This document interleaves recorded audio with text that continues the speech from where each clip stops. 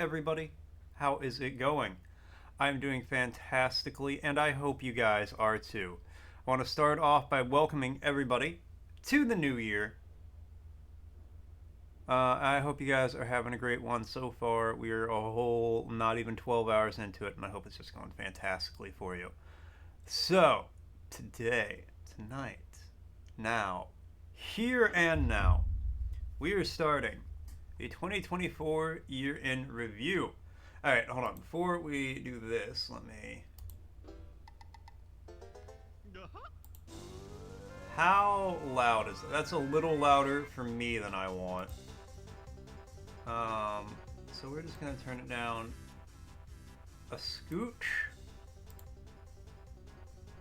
I feel like that's probably good for you guys, because I just want some background music while we do this, and I thought, you know what, let's pick an OST from a game on here. We'll probably change it up partway through, but an OST from a game on the list.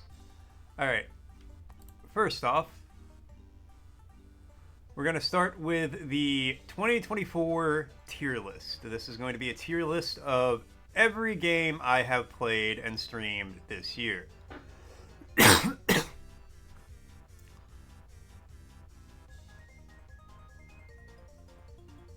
But yeah, that's the list of them. A lot of them. There are, I believe, 145 of them. So we're going to start there, and we're going to work our way. We're going to go down this list. I figure this will take a minute to get through, because I'm going to have to justify. I already know. I'm going to have to justify each and every placement on here. And then we're going to do the top 10 list of 2024. Once again, every game I streamed this year is on here. So we will be. I'm not going to tell you what my top 10 are yet. You will learn that as we go. But I didn't want to narrow it down to some. You're just gonna need a full top 10 breakdown. As we go through. And then, once everyone gets here, we're also going to have a top 10 community chosen games as well, and a top 10 community chosen clips.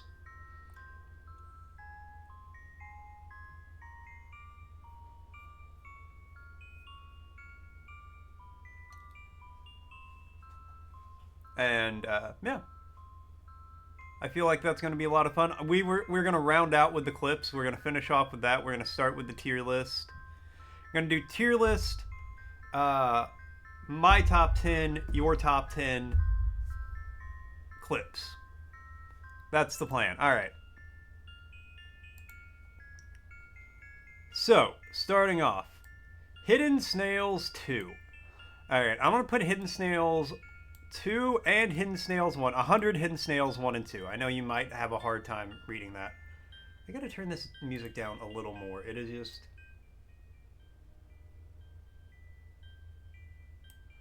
You know what? Maybe Banjo-Kazooie isn't the best OST to listen to.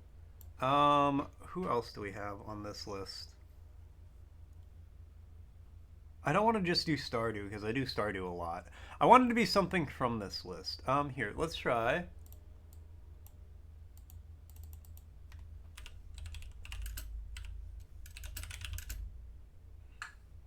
Oh, hold that thought.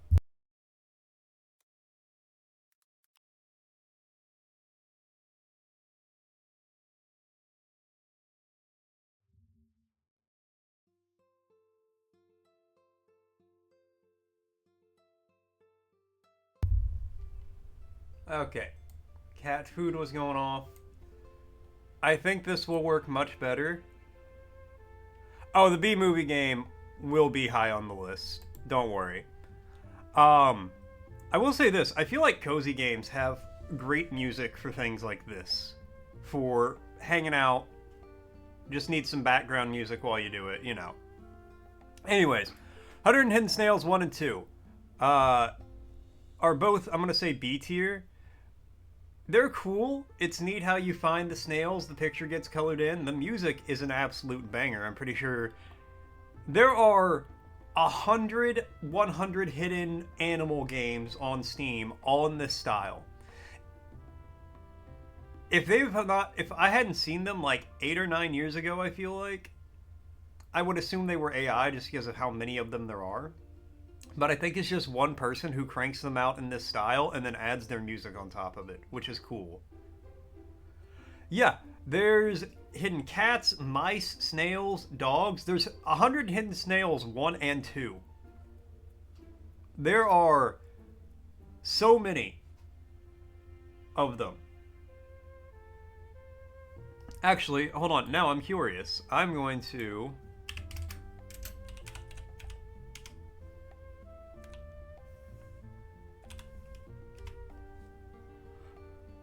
"100 hidden cats, snails, hares, mushrooms, frogs, turtles, dogs, fish, birds, mice, eternals, aliens, rams, cupcakes, gnomes, capybaras," which is coming soon. That's only been announced. "Cups, cats 2, frogs 2, birds 2, snails 2, pirates, Cthulhu fish." Hey Ponton, what's up? "Kitty house, Cthulhu fish 2, cartoon fish plus imago, 100 hidden cats in games, 100 hidden kooky and hiking boots." Oh, I'm sorry. Hiking boots is the name of that pack. "Sand and Sun." All in that one person style. That might be the most prolific game maker of our time. Okay, anyways. A difficult game about climbing. Recovering from New Year's, very fair and very valid. I'm also, surprise, surprise, going to drop this in B tier. It's just exhaustion. Well, that's, at least it's not like a horrible hangover or anything. It's the little things. I'm going to put that in B tier. I actually had a lot of fun with this game up until I had to stop. I wanted to finish it, but I feel like those are the games where if it takes more than one sitting, you're not meant to finish it. It was neat. It was fun climbing. It was cool doing one of the crappy meme games. I don't know, man. You should see how many games this 100 hidden games guy, or 100 hidden objects guy has pumped out. With his own music and animation behind everything. It's insane. No, I really liked a difficult game about climbing. It tells you exactly what it is in the name. It is a difficult game about climbing. Also, Happy New Year's, guys.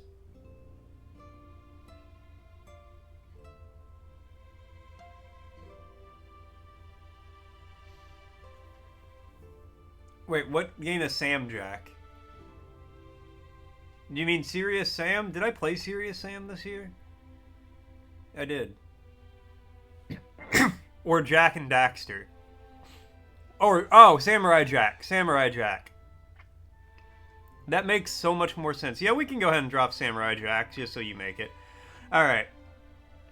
Samurai Jack.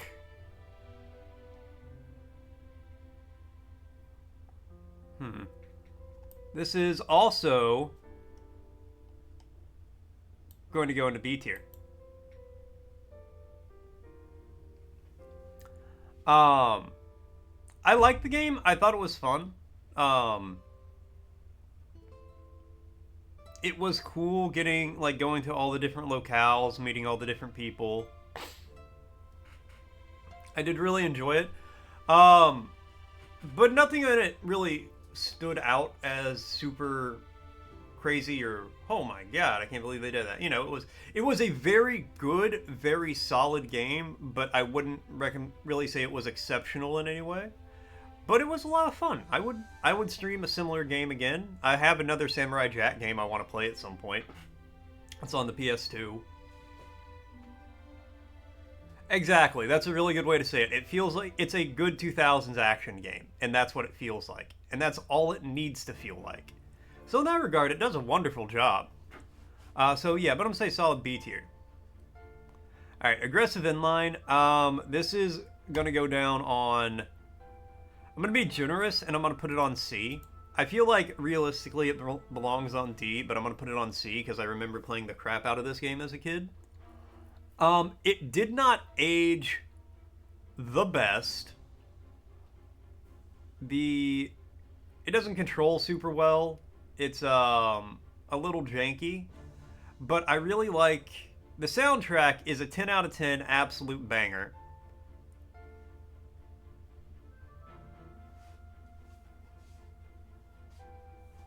That's very fair. That's a very fair point.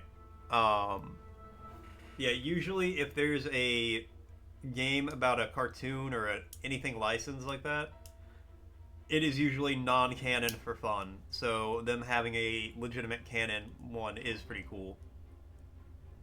Um, let's see. Aggressive Inline, absolute banger soundtrack. I like the way the levels are set up, where there's like destructibles and interactives, and you can kind of change things. That's really cool. Um, I never had Tony Hawk Pro Skater as a kid because I didn't skate. I didn't inline. I didn't skateboard, but I didn't skate either. So I don't know why I had this game. I think I found it for like $5 or something. But I'm putting it on C tier mainly because of my childhood with it. But realistically, I think it belongs on D. Um, might have to reconfigure this list here in a minute. All right, Alice Madness Returns. I'm also gonna put this on C tier. Honestly, I feel like. Why is that F lowercase? Oh my god. I had fun with Alice Madness Returns, but a lot like Samurai Jack, it's a product of its time, and it doesn't feel bad, but it doesn't feel great. I can have a lot of fun with a game and still just not think it's the best game or it's super high on the list. Well, this isn't even like reviewing the games themselves. This is just like for the stream and stuff. But like, yeah, I think it's a C game. It's definitely good. I definitely had fun with it, but like, it's not crazy or anything. Also, I'm not gonna lie, I do kind of hate the whole. Just because I've seen it overused so much, I hate the whole aesthetic of Alice Madness Returns. Right? It's like Midwest emo ruined Jack Skellington. That's just a fact. Well, it doesn't matter if they started it. I still hate it. I'm over it.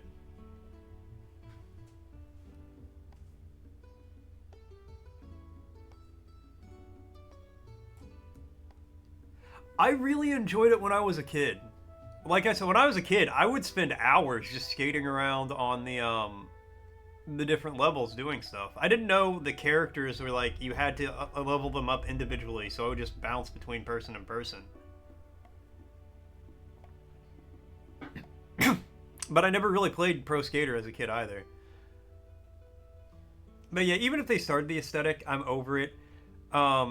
Midwest emo ruined Jack Skellington, and whatever weird genre of style and personality is it that's the equivalent of for Alice Madness Returns. They ruined that aesthetic for me.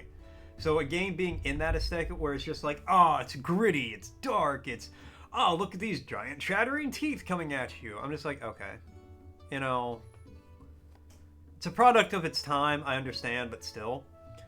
I'm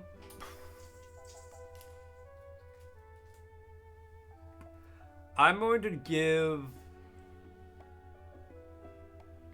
I'm gonna get two. Okay, I'm gonna put Alien Isolation. That's gonna be our first A tier.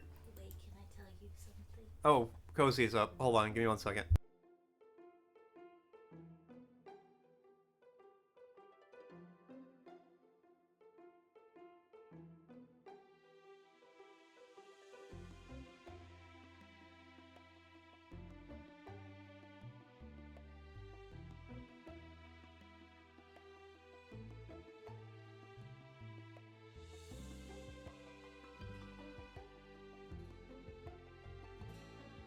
Okay, sorry, just talking to Cozy for a second. Anyways, Alien Isolation, our first A tier game.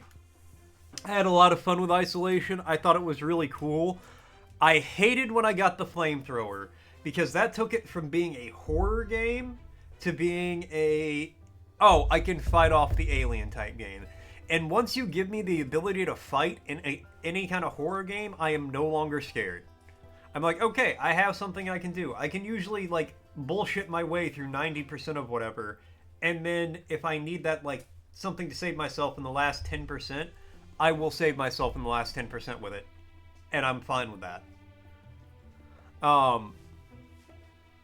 The game went on just a smidge longer than I wanted, but I honestly feel like 80% of games are 30% too long. Like, if most games ended, I'm gonna say 10 to 30% sooner than they do, I think they would be better. But that is just a hot take for me. Anyways, Amnesia the Bunker is gonna be a B tier game. B tier. I liked Amnesia the Bunker. I thought it was cool. This was my first Amnesia game. And it was a neat concept. But much like I was just saying with games being slightly too long, I had to, like, go through the main bunker complex. Okay, cool. Then I had to go through these ancient ruins. Okay, cool. That's where the monster came from. And then I had to go through something else. I can't even remember what it was. And I'm just like, this is to open a gate to a bunker. So all of the things to open that gate should be in the bunker. It's this, okay, we've got everything we need to defeat the villain. Oh, wait, they kidnapped this guy. We have to save this guy first type thing that happens in a lot of games. That specifically used to happen a lot more in a lot of early 2000 games where you'd be right about to end the game and then some bullshit would happen to extend the game for 3 more levels. Thank you very much, Ponton. If you pass out, don't worry about it, man. Well, you know, to the extent of just falling asleep. If you pass out past that, you might want to worry about it. Happy New Year. Hope you feel better soon. Yeah, sit back, relax. Enjoy the dulcet tones of my voice. Have a nice cup of tea. Whatever you need to do. Another Crab's Treasure, B tier. And I'm going to tell you why. Obviously, I'm going to tell you why. I'm not just ranking all these games silently. I thought the game was really fun. I had to turn on some of the accessibility options. I gave myself better parry and dodge windows, and I'm glad I did.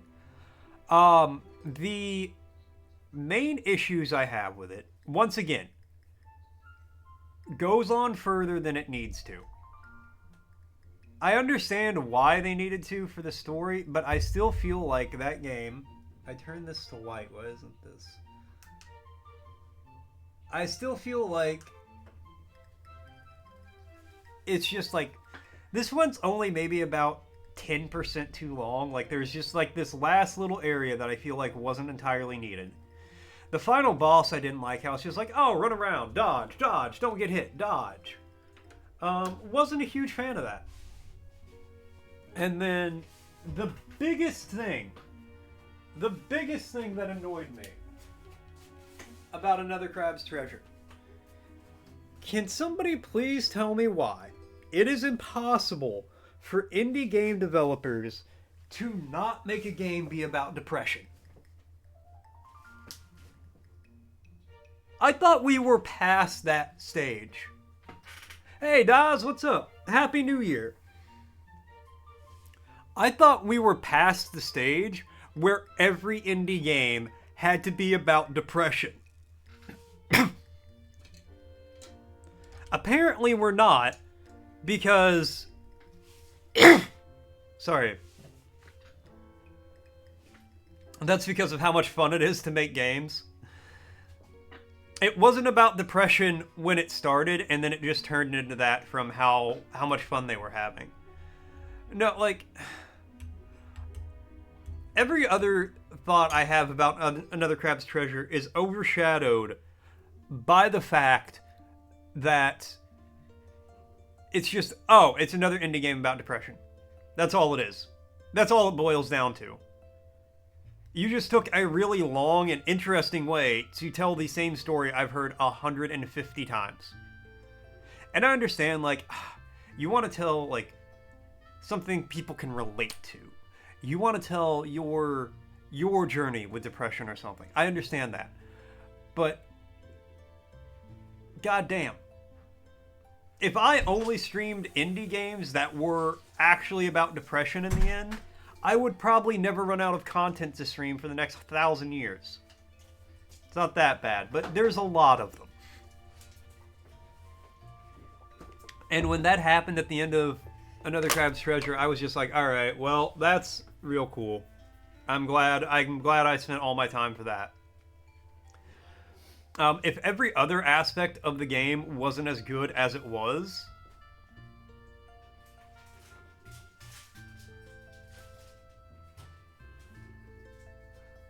I'm going to deny that one, Ponton, but not because you mentioned it, but just because I don't want that.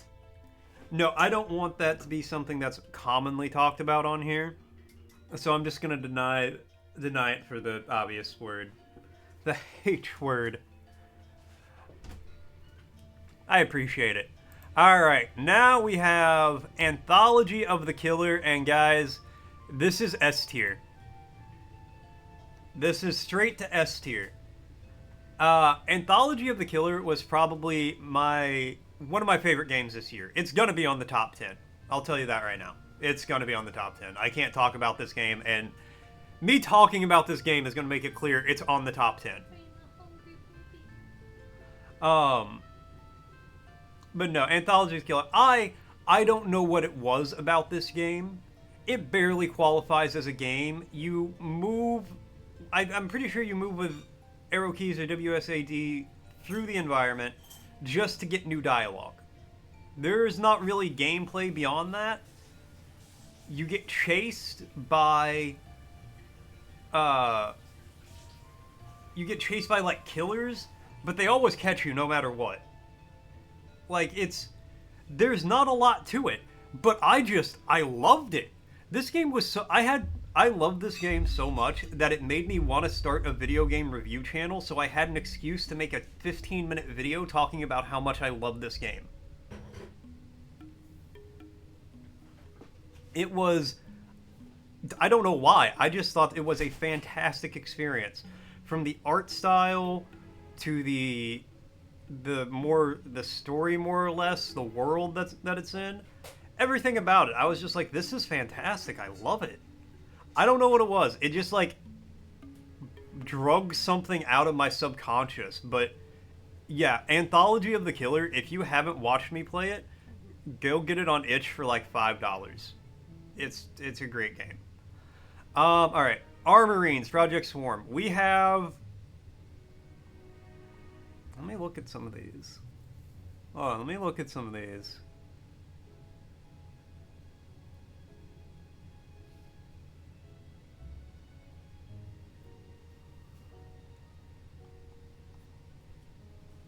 Ladies and gentlemen, we have our first F tier game. Armorines Project Swarm. That is a hot mess of a game. And one I could not play for very long at all. You play as like these futuristic super soldier marines, got Halo armor essentially, fighting giant bugs. Seems like a recipe for success, except it has the worst controls. It plays terribly. And honestly, it doesn't look great. It plays bad. It's just not a good game, in all honesty. And I don't think I had a lot of fun playing it. I don't really remember. Actually, tell you what, I'll give it D tier just because I can't remember if I hated it. It just made no impression on me other than being bad. So we'll upgrade that to D tier because I feel like F tier should be reserved for... So in my head, F tier is literally unplayable, doesn't work. right? Like, literally unplayable, doesn't work. Really, really bad, or just bad, I guess. Lower side of average, higher side of average, good, absolutely fantastic, amazing game, right? So, like, it technically works. It's just, even when it works, it's not good. So I'm going to put it on D tier. And again, it made no impression on me other than not being good. Astrobot, obviously, straight to S tier. Astrobot was one of my favorite games of the year as well. It was just so fun. I don't want to consider myself a Sony fanboy, and I try to like not like get overly in with them, I suppose. But like Astrobot was just good. It was cool seeing all these mascots for games that I grew up with, that I still play, that I played this year, all on there. I love their little configurables. Oh, hey, Daz. So what we are doing here is this is a tier list for all of the games I streamed in 2024. Astrobot is the best Mario game in the past 20 years. That's honestly an amazing way to put it and 100% accurate. Astrobot is the most Nintendo-style game that Nintendo didn't make recently. There might be an older one.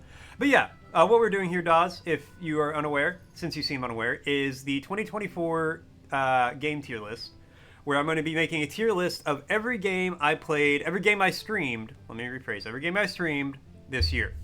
Afterwards, we're going to do a top 10 game tier list. My personal top 10. Then we're going to have a community voted top 10. And then we're going to have a community voted clips, top 10 clips of 2024. It's the year in review. No, Astrobot, super, super fun. Cute, adorable. I feel like Sony is missing out on a great opportunity. If they're not selling little Astrobots with little clothing I can put on them, if I can't buy like a naked Astrobot doll and then have to buy a separate $20 Sly Cooper costume to put on him, what is Sony even doing? That would sell like hotcakes. I would probably buy 30 different costumes. I'd make that a point redemption where it's like, oh, change Astro's outfit. Make him go from Sly Cooper to Jack from Jack and Daxter. He's like, I'm on it, buddy. Don't worry. Anyways, Astrobot, very, very good. Balatro, I don't even remember streaming Balatro. I'm going to put Balatro in B. B for Balatro. No, I'm only putting it in B. The game itself is absolutely amazing. And it... Why am I calling it... No, it is Balatro. Okay, yeah. Thought I was reading it. The game itself is fantastic, and I got hooked on it off stream for a hot minute. Excuse me. But I don't remember streaming it. I just know I did because I double checked. Yeah, like I said, the game is great, but I gotta remember the stream if I'm gonna rank it based on that, and I really don't, but it's such a good game, it deserves to be on at least B tier, I feel like. Banjo-Kazooie is gonna be an A tier game. It just is. It just is. It's classic N64, but it still holds up really well. It's great for my child, like... I remember being a small child and finally experiencing happiness when I got to play Banjo-Kazooie. My parents fighting in the background faded away. The things breaking around me. No, none of that happened. I mean, I did play it as a kid and it was very fun, but, you know. Anyways, Banjo-Kazooie. And it was so good to get back into it and play it and just explore the worlds and see how well it held up in 2024. Which I feel like it still holds up really well in 2024. I just had a lot of fun with it. It was good. Now, controversially, Banjo-Tooie, I'm going to take and put in B tier. It's... Hold on, I want to check one thing. This is... I can't do that. Okay, I want to switch those around. That's annoying me. Banjo-Tooie was really fun. I enjoyed it, and it was nice to play it because I never got to really play it as a kid. I rented it a couple of times, but I needed to sit down for 14 hours when I was, 8 years old to play this game. So it was really nice to get in and finally, play it and beat it and finish it and experience the game. That said, I feel like the high parts, the high points in playing Banjo-Tooie compared to Banjo-Kazooie are very similar. When the gameplay is really solid and really good, it feels like Banjo-Kazooie and Banjo-Tooie are on the same level there. But when the gameplay is really bad and I'm not enjoying it, in Banjo-Kazooie, it's it goes from A tier gameplay to C tier. But in Banjo-Tooie, it goes from A tier to D or F tier in terms of my enjoyment when the gameplay's not hitting. So I feel like with Banjo-Tooie, its highs are still high, but its lows are lower. So it has to go down a little bit. But it was really fun to get in and stream it and play it again. Yeah. Alright, B-Movie the game.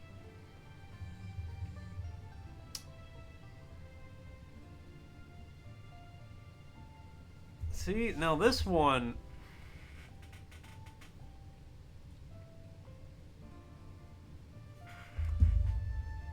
alright, you know what? B-Movie, B-Tier. That's where it's gotta go. Because, yeah, B-Movie was what we started the nighttime streams with. That was the first nighttime stream game, and boy howdy, what a weird, wacky, wild game that was.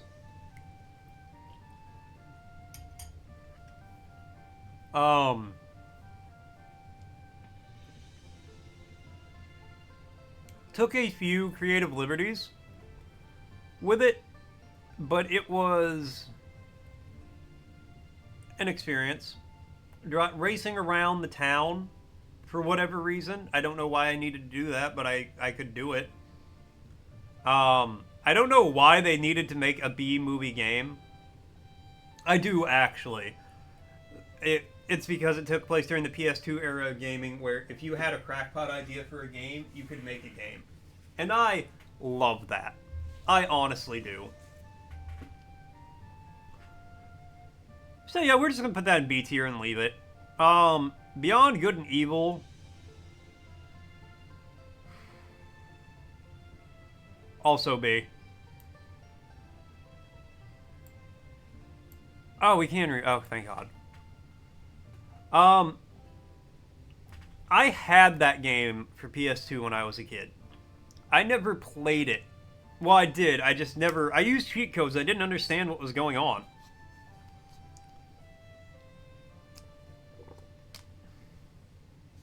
Exactly. It's a classic 2000s game. I ended up... a classic fave. I mean, it's not a bad game. It's just... I don't know. It's not really what I was expecting or what I was prepared for. TBS, what's up, man? How you doing? Happy New Year. Happy New Year, my guy. Hope you're doing good. Hope you're having a great one. I'm, of course, doing fantastically. We're just hanging out, doing a tier list for the all the games I streamed this year. Got some top 10 stuff happening in a minute. Yeah, the sequel's been in dev hell for 20 years. Which means it's basically never getting made, so that's cool. Yeah, no, like, honestly, the thing I thought coolest was going around taking pictures of the animals.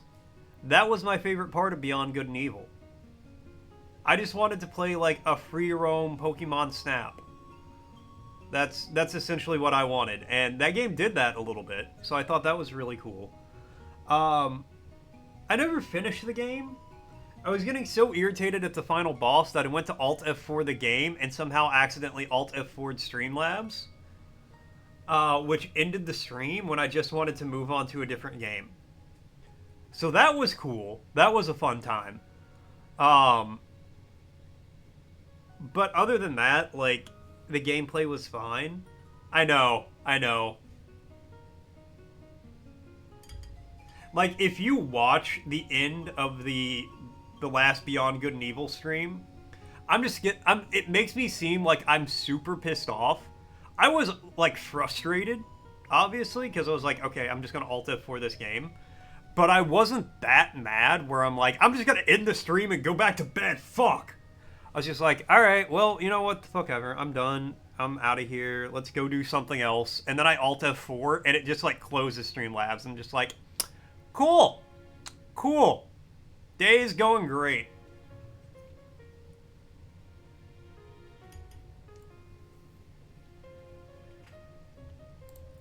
Hey, 2025 is a long year, baby. Who knows what'll happen? Alright, Bingle Bingle. Bingle Bingle. Also B tier. I have a feeling B tier is going to be thick with games. So Bingle Bingle BNB, because Bingle Bingle brought bits of bountiful bones by being bought and being believably blasé by being... Okay, I'm done. I can't do all B's. It's too hard. It's too hard. No, I liked Bingle Bingle. I thought it was cool. The name itself is 10 out of 10. Just the name Bingle Bingle is so good. I haven't actually played it since the stream, so maybe I'll like get on and try it, see what's updated later. But I like the idea. It's neat. I don't want to call it a ripoff of Balatro. We'll say it's inspired by. But if it is, they cranked it out super quick. But it's like a roguelike roulette. Which roulette is already kind of a roguelike. Because it's roulette. And then just the way it works, I think it's really good. I think they did a good job with it. It's fun. I enjoyed the stream of it. Killed a good few hours.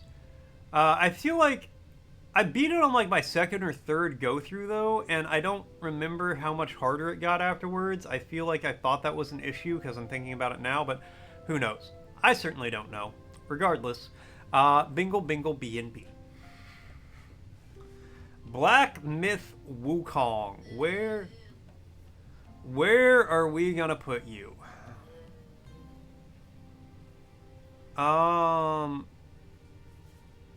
Every time I mention it, Cozy boos. So that's, you know, F tier. Well, F tier is literally broken, unplayable, hated the stream. I'm gonna be a little controversial here, though, for everyone involved. Black Myth is also going in B tier, and it is, in every technical aspect, a fantastic game. I really enjoyed playing it for the most part. There were a few segments. The Snowy Mountain place, the third chapter, with the yellow Buddha, wasn't a fan of that one. That went on too long, and just wasn't great. The game did recover, like, level-wise from there. Oh, it's a good game. It's really good. I really enjoyed it. But, I don't know. After the third level, it just kind of took some of the wind out of my sails. And I'll tell you, I didn't end up beating it. I stopped at the final boss. I tried him a few times. But I had Souls fatigue by that point. You know, when you're just like, man, I don't want to dodge another attack. If I have to parry another sword strike, I'm gonna break my own leg. Like, I just want to play something else. That was my mindset when I got to the final boss. So, like, I never beat him. I feel like feasibly I could. It wasn't super hard. It was a two-phase, which kind of annoyed me. There are not a lot of two-phase fights in this game. Well, let me rephrase. there's not a lot of 2 health bar fights in this game,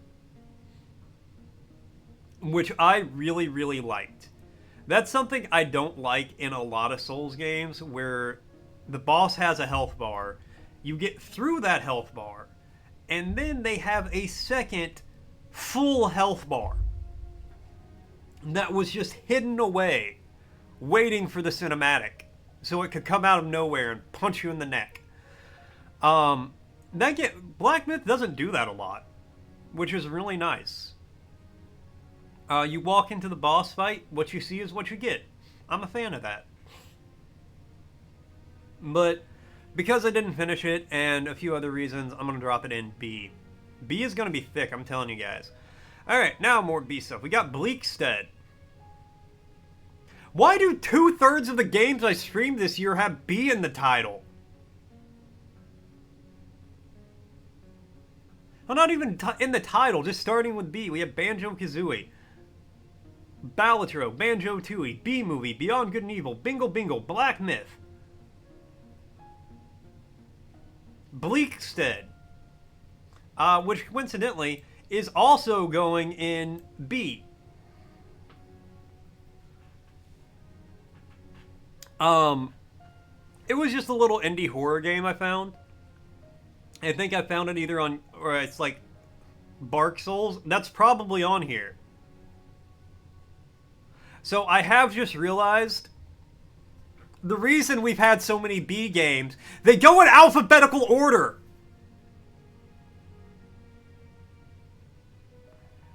Because I had to find these pictures individually, I just saved them with the name of the game. So they're in alphabetical order. That's why we've had so many B games. We're in the middle of the B's. God damn it, I'm stupid. Anyways, Bleakstead, it was just a cool little indie horror game I found on, I think I saw it on YouTube and then found it on itch. It was neat. It was like 45 minutes. I think it was free. All those things come together.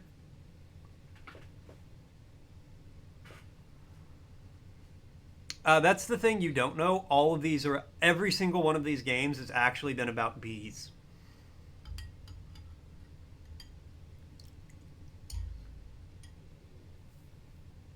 You just gotta read between the lines. Alright. Next up we have Botanicula, which I'm actually gonna put in A tier. The Botanicula is one of the Amanita games, which are point-and-click little puzzly games. I love the Amanita games. They're really fun. I love the style of them. But I'm usually terrible at them. But I wasn't with Botanicula. I don't know what it was, but for the most part, I was figuring out puzzles pretty quickly on my own, which was really nice. That was cool. I like that. It's nice to feel smart. I don't experience that a lot in my day-to-day life, so it's nice. But beyond that, it was cute. It had a nice little like story about, I don't know, seed people kicking off the evil from the planet. I don't really remember it super well, but it was cute. It was fun. It was nice. I was decent at it. I could solve puzzles, so it gets A tier. Buckshot Roulette, also going to A tier. Buckshot Roulette was just a neat game. It was very interesting, very conceptually very odd, but fun. I like the aesthetics of it, both the aesthetics and like the implications to society and the world, that it's like, this is how our game exists. This is the world within our game, where you play Buckshot Roulette to win $50,000 or something like that. And if you can get an ending. I don't think I did this on stream, but you can get an ending where you go to heaven, and it's all fucked up or something. I don't know. It's been a minute. But yeah, it's neat. And now there's like multiplayer. Like you can play against people, which is cool. Yeah, Buckshot Roulette. I can't wait for there to be a battle pass so I can get a special hat for my person. Chuchel, also going into A tier. She's a What? She trapped me and laid on my lap, who Oh. now I have to carry. Oh. Uh, Chunnel of Love, whatever you want to call it. I really liked it. I thought it was fun. I like the aesthetic of it a little bit more. How it's just like, there's silly little guys. Look at them go. Oh, that's a silly big guy. Ha ha ha.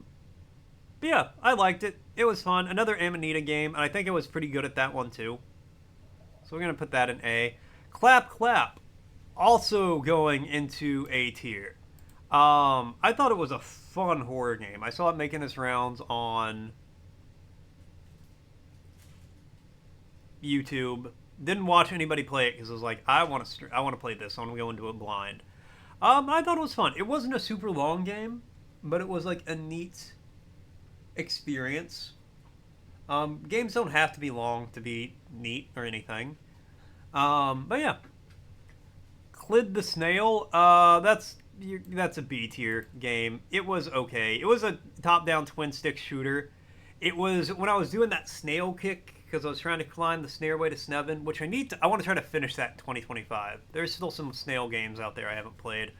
But yeah, I played Clid the Snail. I had Snail Sim picture in picture, so I could keep an eye on it. It was okay. It was a twin stick shooter where you play as a snail. There were new weapons and I think upgrades, and you got like a laser cannon. All the snails were named after Greek philosophers. Clid is actually Euclid. He was a mathematician, not a philosopher, but whatever, shut up. Um, yeah, had a neat, it wasn't the spiders. A spider was responsible for what was happening, but it was the leeches that were causing problems. I don't know. And then his people got wiped out, and then he had to fight some people. He had to fight a bat. I felt bad. I felt bad about the bat. The bat was cool, but I understand why it had to happen. Um. All right. Anyways, Conker's Bad Fur Day. Man, some of these you gotta ask yourself where they belong.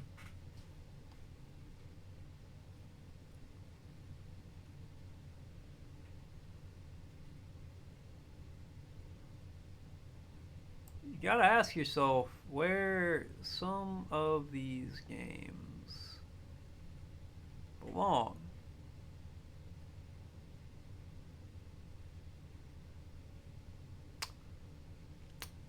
Yeah, we're gonna go B tier. B tier is gonna be busting, I swear. Conkers, yeah, I'm gonna say B. It was fun. I enjoyed it for the most part. I finished it. I know I beat it. I never played it as a kid, which is probably good. Um, at the very least, I know how I was as a child. That song where the guy's like, I am the great and mighty Pooh. I would have been singing that constantly as a child. Constantly. Um, so it's probably a good thing that I didn't play this as a kid. Uh, I do remember it kind of took a weird and wild turn how you were like they were trying to kidnap you to be a leg for a table so a Panther King would stop spilling his milk. You end up going to like a wasp nest, a beehive, World War II, fight a giant shit man, outer space, and then your girlfriend dies and you don't bring her back. I don't know. There's kind of a lot there. But yeah, I'm gonna say C. Constantine, we're gonna put you. No, Conquer's a B tier. Constantine though, that is going in C. Um, it was weird.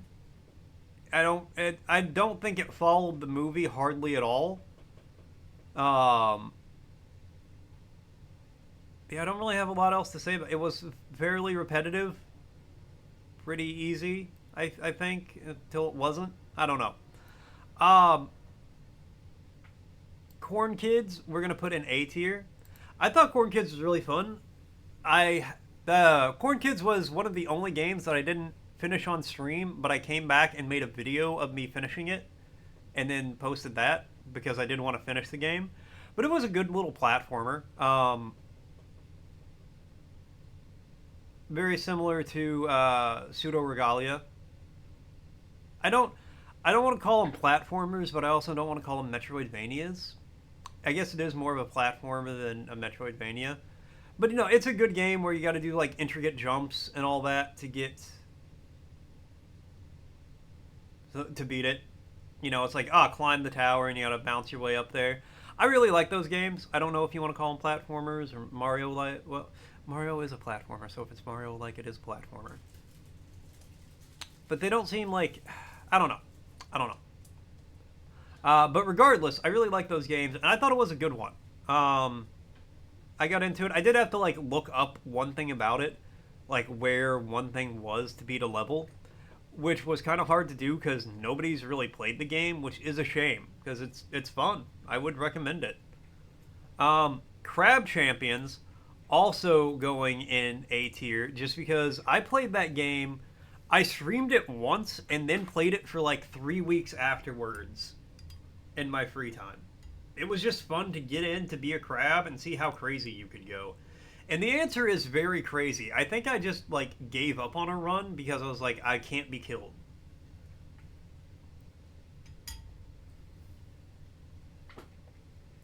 I had like things stacked up where enemies would automatically take damage and then they would explode when they died and do elemental damage when they exploded. So I would just like spawn in and sit there and watch everything's health bar tick down as they approached, and then everything would blow up at once and my computer would lag.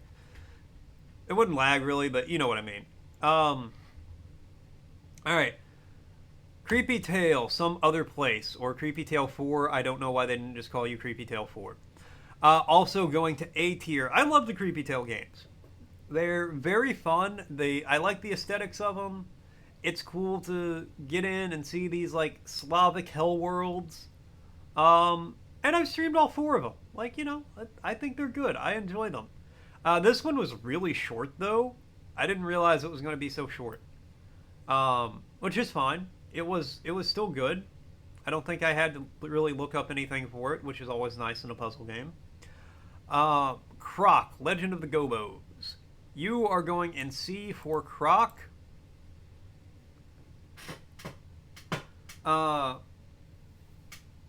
So I wanted to play Croc, because I played Croc 2 when I was a kid. But I couldn't remember if I played Croc 1 or Croc 2, so I was like, I'm going to play Croc 1 because I'm pretty sure it was that one. It was not. It was definitely not that one. But I was like, you know what? We're here. We're going to play it.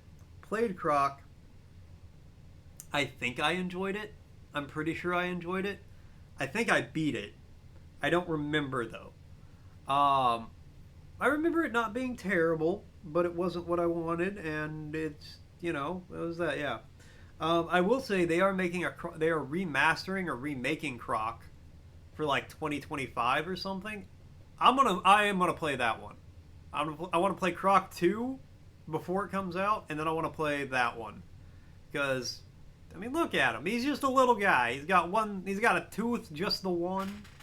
Raised by the Gobos. All right, Cultic. We're gonna drop that in B tier. It was a decent boomer shooter. I'm not going to go back and finish it at any point in time. I think I finished the first chapter. I'm pretty sure I finished chapter 1, but it's like one of those, it's going to be 5 chapters. Each chapter releases once a year or something, which, that's fine. I don't mind when games do that because I can understand why, from a dev's point of view, it makes a lot of... And it was a long chapter. Don't get me wrong. It took... If I finished it and it was a Wednesday stream, it probably took about 6 to 8 hours to finish the chapter. I'll put it like that. If I finished it. So it's like, it's not short, and I get why, from a dev's point of view, you would do something like that, where it's like, oh, I can release the game in 8-hour segments for $20 a piece, and then you get more money coming in over a longer term like that. You get a better chance to like get an audience. I get why you would do it. I just don't like games like that. Or let me rephrase. I don't like buying chapter 1 of the game knowing that I'll have to wait for chapters 2 through 5.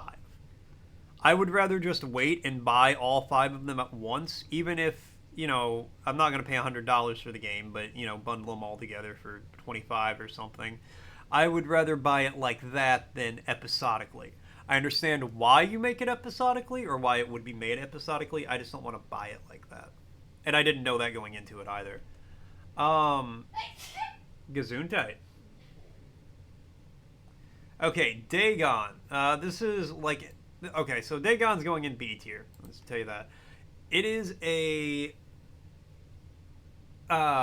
Dagon is a book by H.P. Lovecraft, and this is like a visual interpretation of Dagon, which I think of all of the ones to do, Dagon is a really good one because it doesn't ever say like the thing that stood before him was indescribable and then proceed to describe it like Lovecraft loves to do. It's a good one where you get some good visual representation, some weird shit, but it's not so over the top where it's like, oh, so that's what an eldritch god looks like. I think you see a fish person, and that's about it. So I think that they picked a good story to do or a good book to pick it off of. It looks great. I actually tried to stream it a while back, but I didn't, like, my old computer couldn't run it and stream it. It could barely run it. It looks absolutely phenomenal. It is also about a half-hour experience because it is a short story. Lovecraft didn't really write anything long. And the one long thing of his I read was involved a cat army coming to save the protagonists from aliens. Which, I mean, hey, I'm not going to say no to a cat army. Anyways, Dark Souls. Dark Souls is going to be an A tier game because it's Dark Souls. Of course it's going in A tier. Got on it to help Store beat the game because my man's needed some help. It was nice to play it. I didn't finish this playthrough. I got 2 win, but I was like, you know what? I'm playing a not great holy build. So, you know what, Gwen? Congratulations. It's time for the Age of Dark. You win. I hope you're happy. But I helped a friend beat Dark Souls for the first time, and that's always a good feeling. Desync. B tier. I only got Desync because I heard all the Warner Brothers games were going to be delisted. So I was like, delisted? Desync. No, I was like, alright, well, let's see what they got. Because, I want to make sure I get any of these games before they go away forever. Got it. Played it for one stream. Never touched it again. It was an okay game. It was an okay stream. It's not any... It was made by Warner Brothers Studios, but it's not any, like, TV show IP or, like, cartoon IP. Like, Samurai Jack was already... I think that was made by Warner Brothers, but, that's, like, a pre-existing IP. I think they just made Desync to make it, which, I mean, fair. It was okay. It was fun. Alright. Divine Frequency... This was a demo, and because it's a demo, it's going in B tier. I really liked it, and I am going to play the full game when it comes out, but because it's not the full game, I'm only going to drop it in B tier for now. It's like a boomer shooter, but it's got like a weird eldritch twist on it. Like I'd killed some kind of lower god that was a giant slug thing in the beginning, which, hey, neat. You can also, like, punch things. Like, I've punched eldritch beings to death, which that's always a good time. I'm really looking forward to playing the full game, though. That I really want to do. Let's see. Donkey Kong 64. Ooh. Oh, where does Donkey Kong go?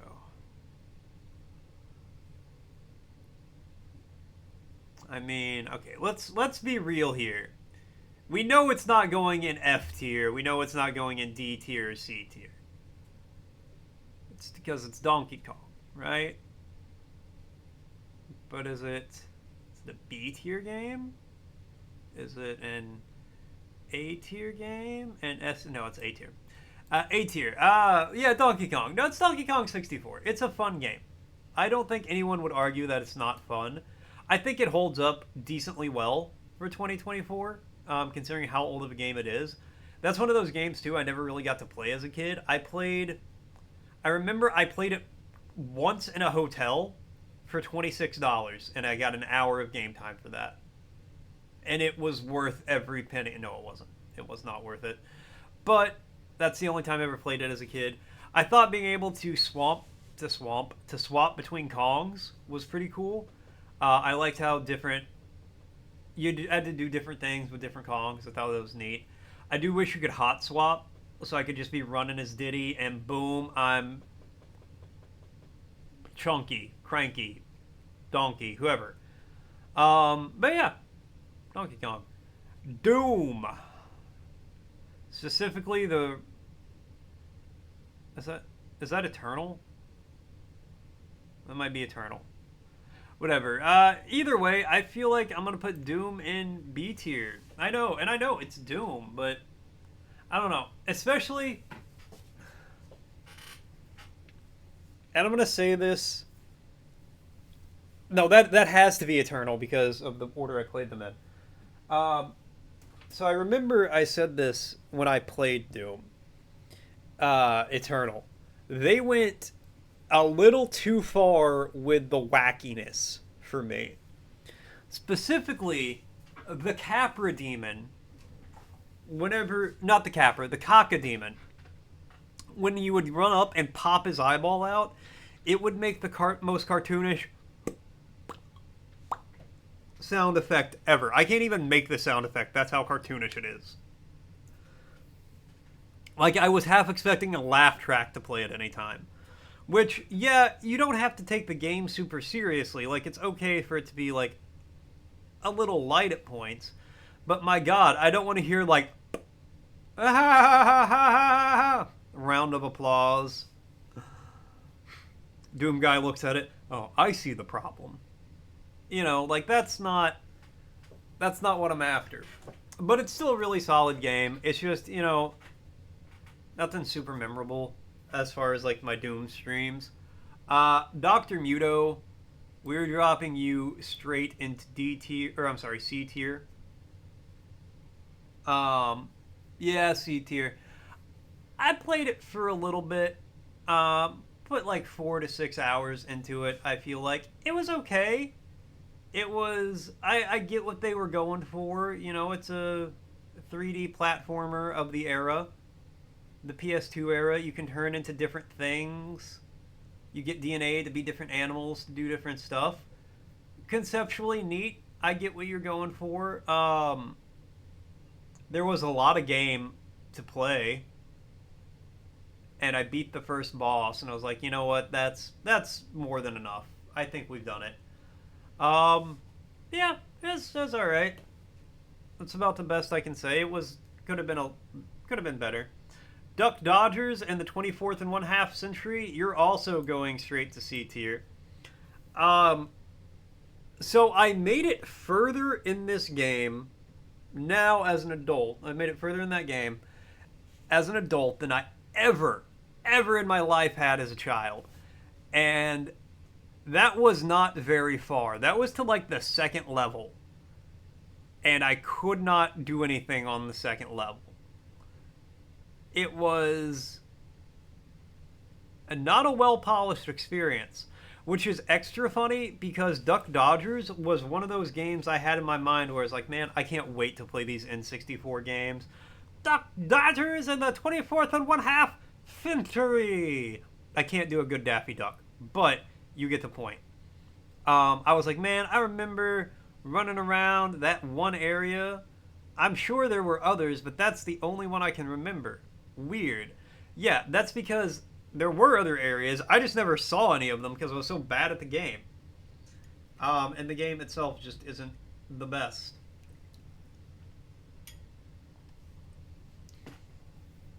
Earthworm Jim 3D. I just realized. Yes, continue watching. Just realized the music stopped. Earthworm Jim 3D, C tier.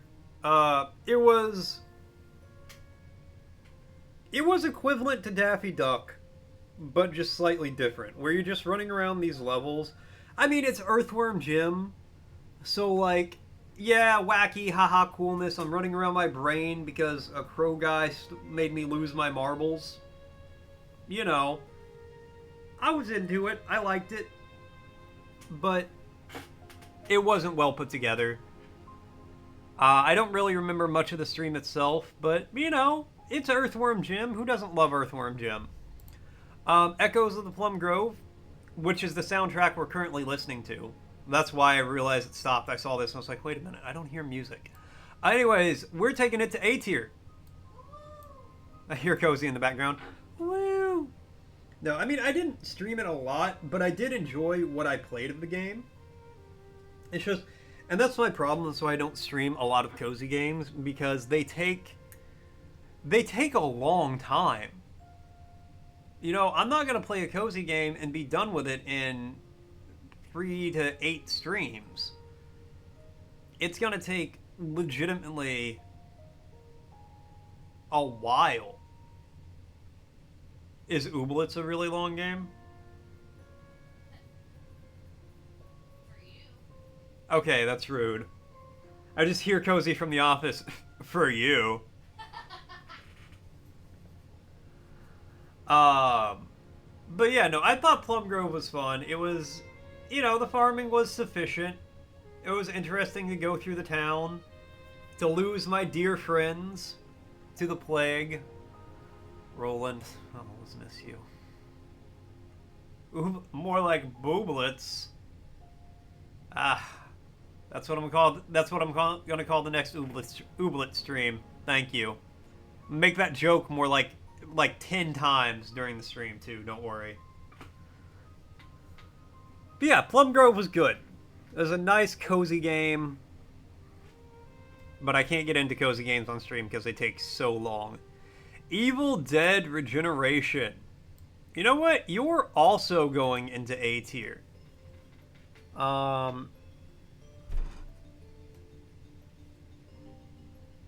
Yeah, Evil Dead was just, it was a fun game. Yeah, Cozy's gonna hate that. Yeah, no, Evil Dead was a fun game. I enjoyed it. It was nice to sit back, relax, hang out with some people at night, talk about stuff while playing it. There's a little guy who's like he's like a wisecracking New Yorker guy who's got ADHD and he can't shut up for more than 3 seconds at a time. He's constantly talking. And honest to God, if that's not just my spirit animal, I don't know what is. I feel like that's just who I am on the inside. You know, on the outside, I'm Dakota. I'm like this guy, this sock that talks to you like this. Yo, but on the inside, I'm just this little guy. I'm just like 3 feet tall, and I'm just like, hey man, what's up? Hey, what's going on? They call me Sam. I'm a wise guy. I talk like this, and I talk all the time. I can't shut the fuck up. And you know, because a lot of times I can't shut the fuck up, so I do relate to that. Anyways, Evil West. God, we're.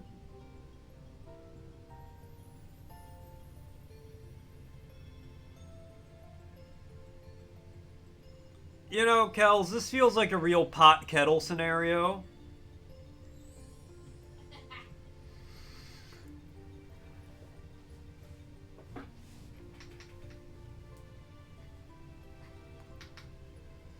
And I really hope I'm more than 3 feet tall because every time I've seen you stand up, I feel like I'm at least twice your height.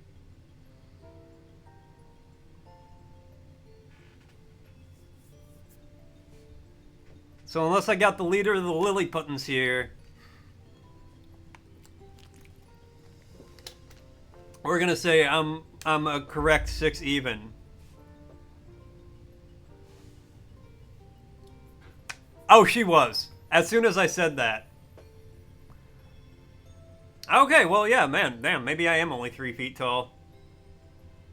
If you're admitting to only being 1.5 feet tall, then maybe I am only 3 feet tall. I am just a little guy.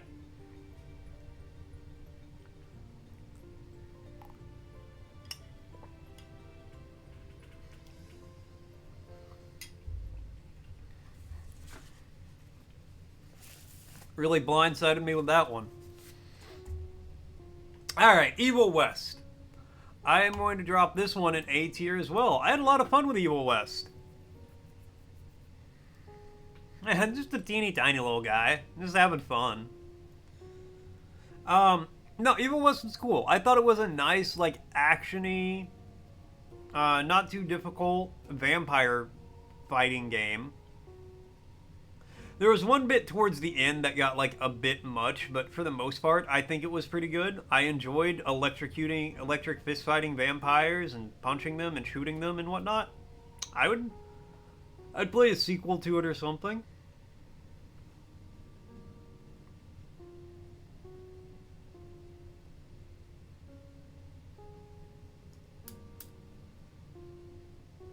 I like how you guys know what you're talking about, but I have no idea. But I hope you win your surprise-o-matic draws. Alright, the Exit 8.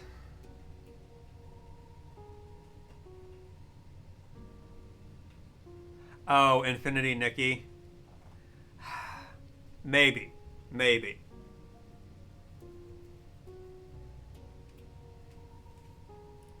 It would be horrifying? Alright, well, that's rude. You're probably right, but it's still rude. Alright. Exit 8.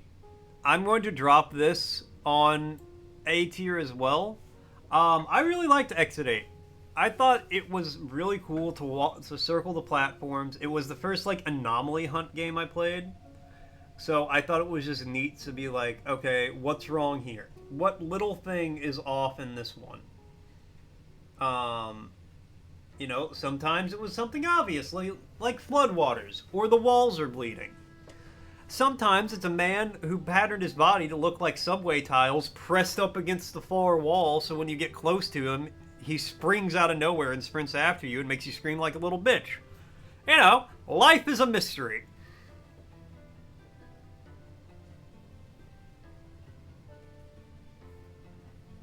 Yeah. That's how I get dressed every day. I put all my clothes, everything, every single article of clothing I own, I put in a big pile on the ground. I roll around in it, and the first of everything I put on is what I put on.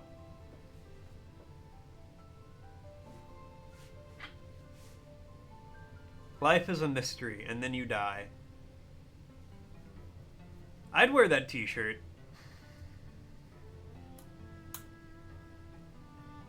Looking like a stylish challenge 24/7. I'm gonna go pee on all of your clothes. That's what I'm gonna do.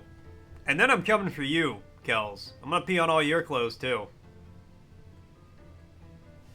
I think I mentioned it on stream, but I don't think I showed pictures or anything. So Cozy got me 2 amazing shirts.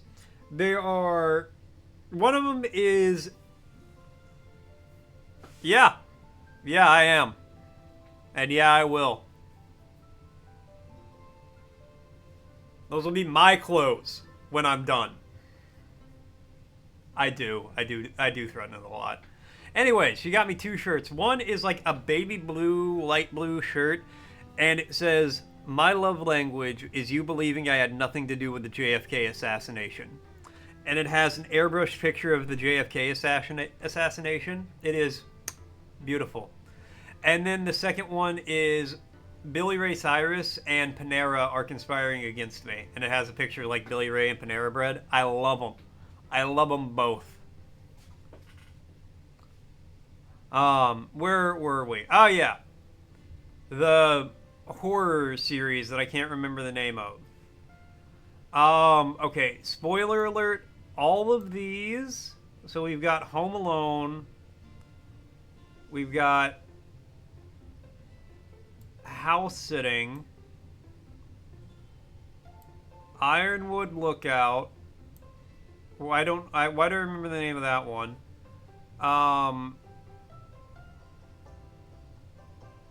Stopped at a gas station and other.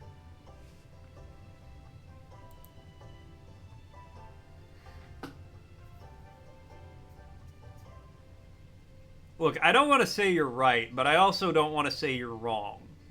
So we're just going to leave it. I'm just not going to acknowledge it. That's what I'm going to do. Anyways, all the horror series, the Forensic Files, whatever this series is called, I'm going to put all of them in B tier. I liked it. I thought they were fun games. I got spooked at a couple of parts, but for the most part, I don't think they were that overall scary. I mean, I don't know. There are a few parts I definitely remember, like, oh shit, I gotta be quiet. It's tense. It's good. But yeah, I feel like B tier is a pretty good place for them. Once I played a couple of them, I felt like I played all of them, and nothing so wild happened where I was like, ah, man, this is. But yeah, B tier. Final Fantasy 16. B tier immediately.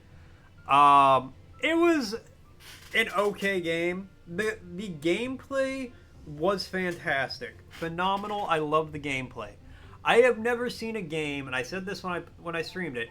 I've never seen a game get more in its own way with cinematics and cutscenes than Final Fantasy 16. Shut the fuck up and let me play the damn game you made. And yeah, they front loaded a lot, so by the time you get towards the end of the game, it's not as much stuff. But still, it's just like, they don't stop talking about things sometimes.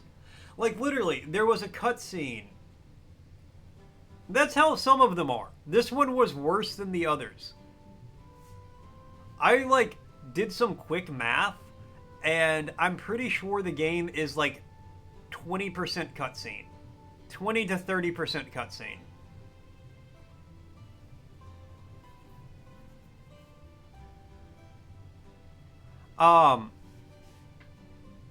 Anyway, like, there was towards the beginning of the game, there was a slight cinematic. You beat up some people, you hop down, like, a cliff. You hopping down the cliff is a cinematic. You walk 30 feet and another cinematic triggers.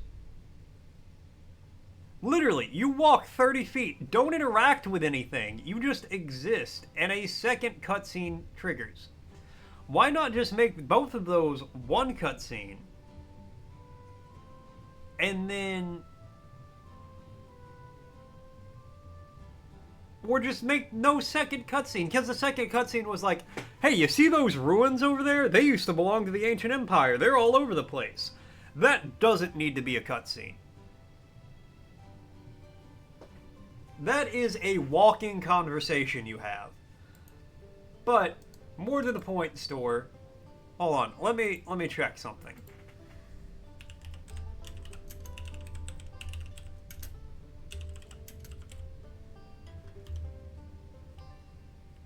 Let me specify 16 here. Final Fantasy 16, all cutscenes. If I Google it, or it's on YouTube, it is 17 to 28 and a half hours. That's kind of a spread here. So we've got one at 17 hours, one at 20 hours, and then one at 28 hours. That's in the top 3. Okay, so actually there's a few more that are 20 hours. So we're just gonna check something real quick. So let's say there are 20 hours worth of cutscenes in Final Fantasy 16, which sounds accurate.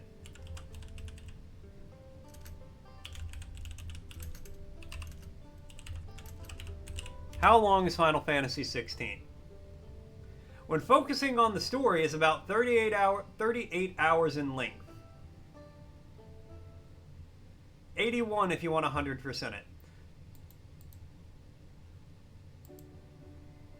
So if that's accurate, if both of those numbers are accurate, the game is more than 50% cutscene. Which I know that's not entirely true, but I would believe it is at least 20% cutscene.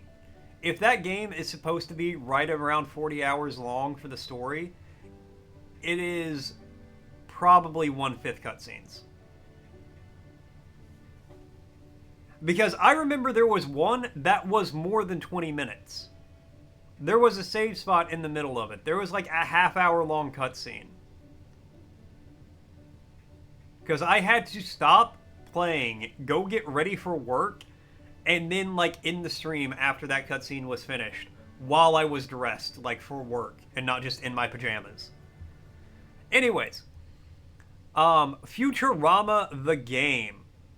You are also going to be in B tier because Futurama was fun. It was a good game, but it wasn't. It was a mid 2000s PS2 game. You know, it was cool to sit back and hang out with you guys and play Futurama. I almost finished it. I got to the final boss, but you know, it's not anything special. It's kind of weird. Okay, so Bender's thing makes sense. Leela's kung fu makes sense. Bender's like being a robot and beating people up makes sense. Fry just gets guns. I don't remember Fry ever using a gun in the games or in the show. Maybe I'm wrong. I haven't seen a lot of Futurama. All right. Gato Roboto also going in B tier. Gato Roboto was pretty fun. I enjoyed most of it, but I remember there was one certain boss that I was like really struggling with. And then I Googled it, and so many people were bitching about this boss. And a lot of people were like, yeah, it's a bullshit fight. You just got to get through it. And I was like, no, I don't just got to get through it. So I stopped.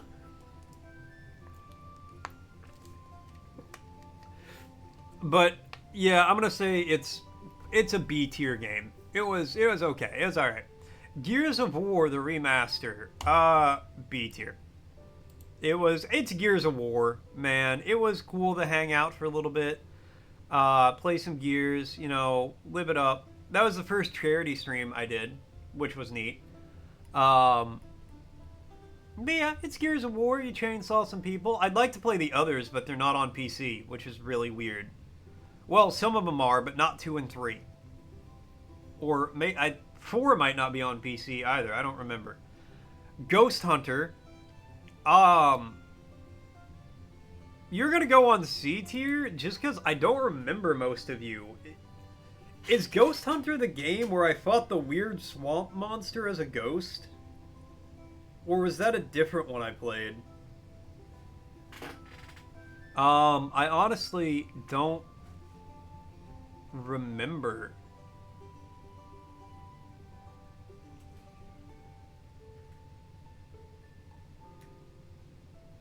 Oh, let me look through these others real quick to see.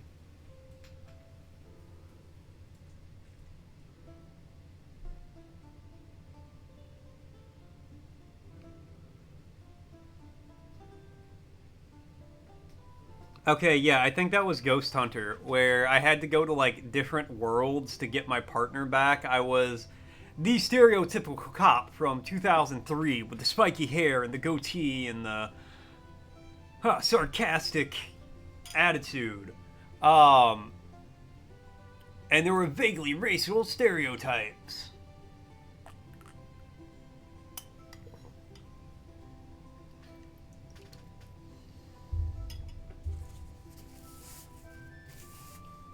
Alright.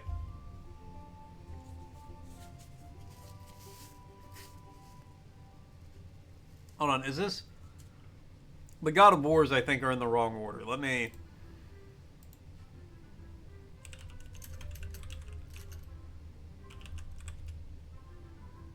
Okay, so yeah, we're gonna do these in the correct order. God of War 1 is gonna be B tier. I had a lot of fun with God of War 1, but it... I'm going to put 2 in B tier as well and then talk about these. Oh, let me think where I want to put 3 real fast.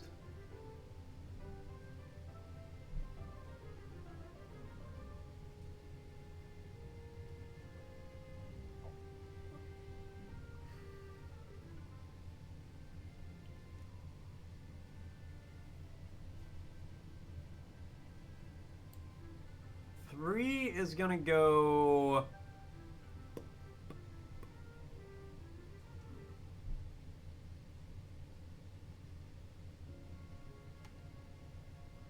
I'm trying to decide if I want to put it in A tier. If I want to put it in B.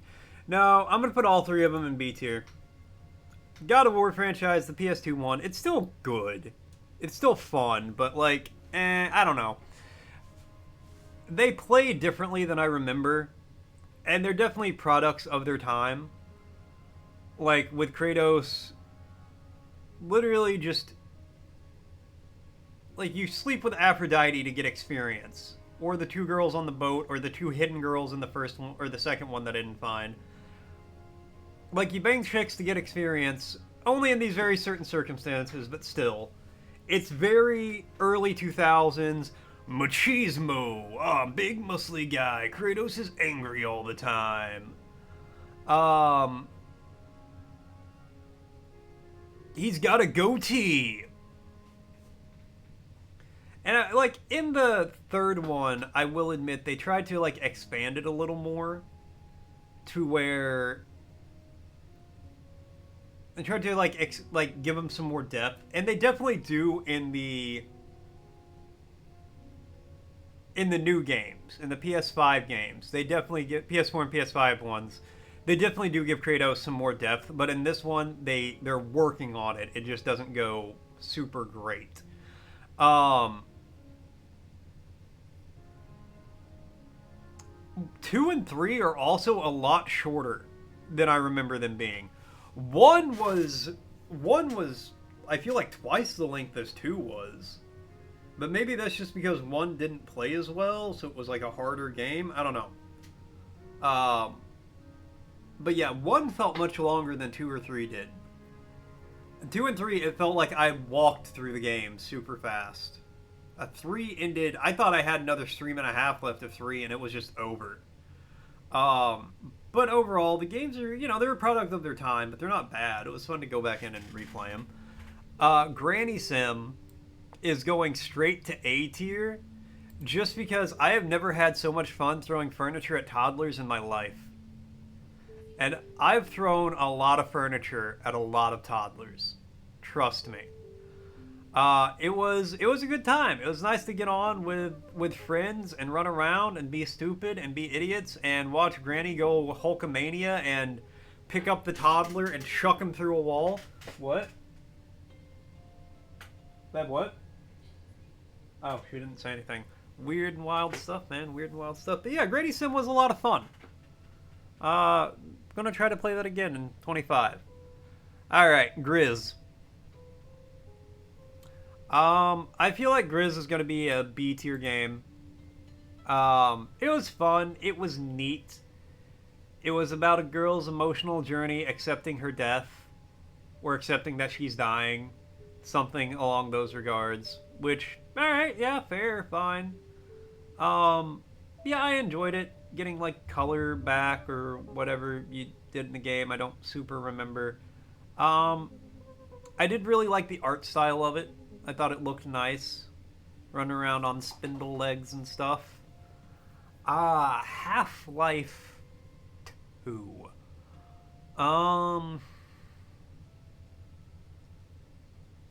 We're gonna drop Half-Life 2 off in A tier because I thought it was a fun game.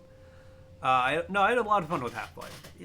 It's Half-Life. It's a classic. 2 was interesting. I played the Orange Box as a kid on Xbox, but that's really it. I never really played. I never finished the Orange Box either. So it was nice to get in and finish it. It's Half-Life 2 Episode 2, to be precise. So it was cool to get in and actually kind of finish Half-Life to the best we can. Yeah.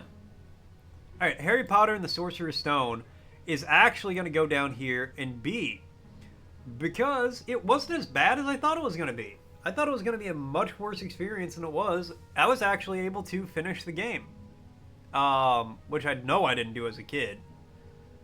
It played okay. So I will say the background children looked like sleep paralysis demons. That's the best way I can describe them. But the game itself wasn't bad or anything. It was a little confusing how you had to go look for your potion ingredients, but it never made it seem like you were supposed to when you did.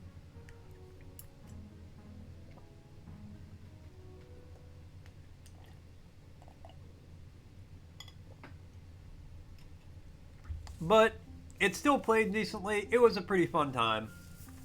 I do want to, at some point, go back through and play some more of the old Harry Potter games and see which ones are super bad. All right, a Haunting Ground. You are going straight to C tier, and be thankful you're not in D tier. So Haunting Ground, I have a lot of opinions about. So to give you an impression of Haunting Ground and why it should be thankful it's not in D tier, the only reason it's not in D tier is because it is a functioning game.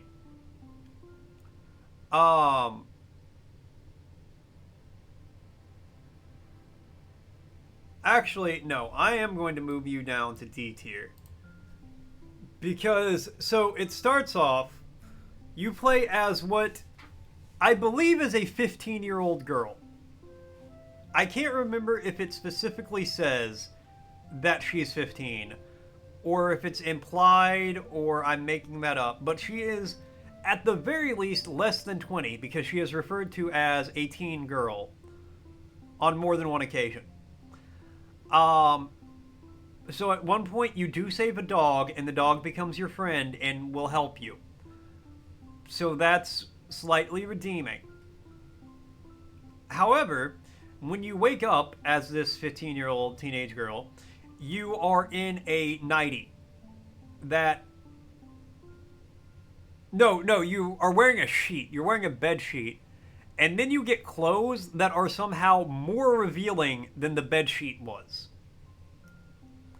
The first enemy you encounter is this giant guy, and I hate him so much. Okay, so I'm actually gonna move this game back to C tier because it is a horror game that made me feel actual terror. I was scared. I remember this now. I was scared in this game. So I'm gonna move it back to C. Because your first encounter with this guy is he throws his doll from around the corner and you get knocked over. And your character is wearing a skirt, so it's doing the classic thing where like she's laying down like vulnerable. I know. But I did feel actual terror when this guy was chasing me, so I gotta give it some credit, right? Anyways, she's knocked down, and he, like, lumbers around this corner. He's this giant guy who you can clearly tell is supposed to be very, like, mentally challenged. It's not a good depiction. Like, it has not aged well. But he grabs his doll, he picks it up, and he looks at her, he's like... He looks at the doll, he's like, huh? And he looks at her, he's like, huh? Huh? Huh? And then he laughs, throws the doll over his shoulder.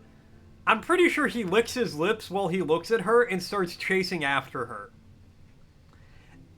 And I was just like, ew, no, get away from me, oh my god. And then the dog shows up later and saves you from him. But yes, that game made me feel actual fear. I was legitimately scared when I was running from that guy. Oh god, no, I just remembered. Oh. At one point, he catches her. No, you're going back to D tier. You're going back to D tier because I would choose the bear. No, I get choosing the bear. Because, no, you go back to D tier because if you get caught, I got caught once and exactly what you think happens, happens. Because there are sound effects and then it ends with just a sound, like a splurt noise. And I was just like, oh, no, no. Mr. Mosquito is on here twice. I just realized. Sorry, that just caught my attention out of nowhere. Yes, so if you get caught by the guy, the exact thing you think happens, happens. So, and I hate it. I hate it. But yeah. Haunting Ground. D tier. Because it's fucking creepy. But it did also put the fear of, like, I was scared. I was scared, guys. Simpsons Hit and Run. Moving on. Simpsons Hit and Run. That's going to A tier. Did I finish the game? No. Could I finish the game? I did once as a child. I don't know if I have it in me to do it again.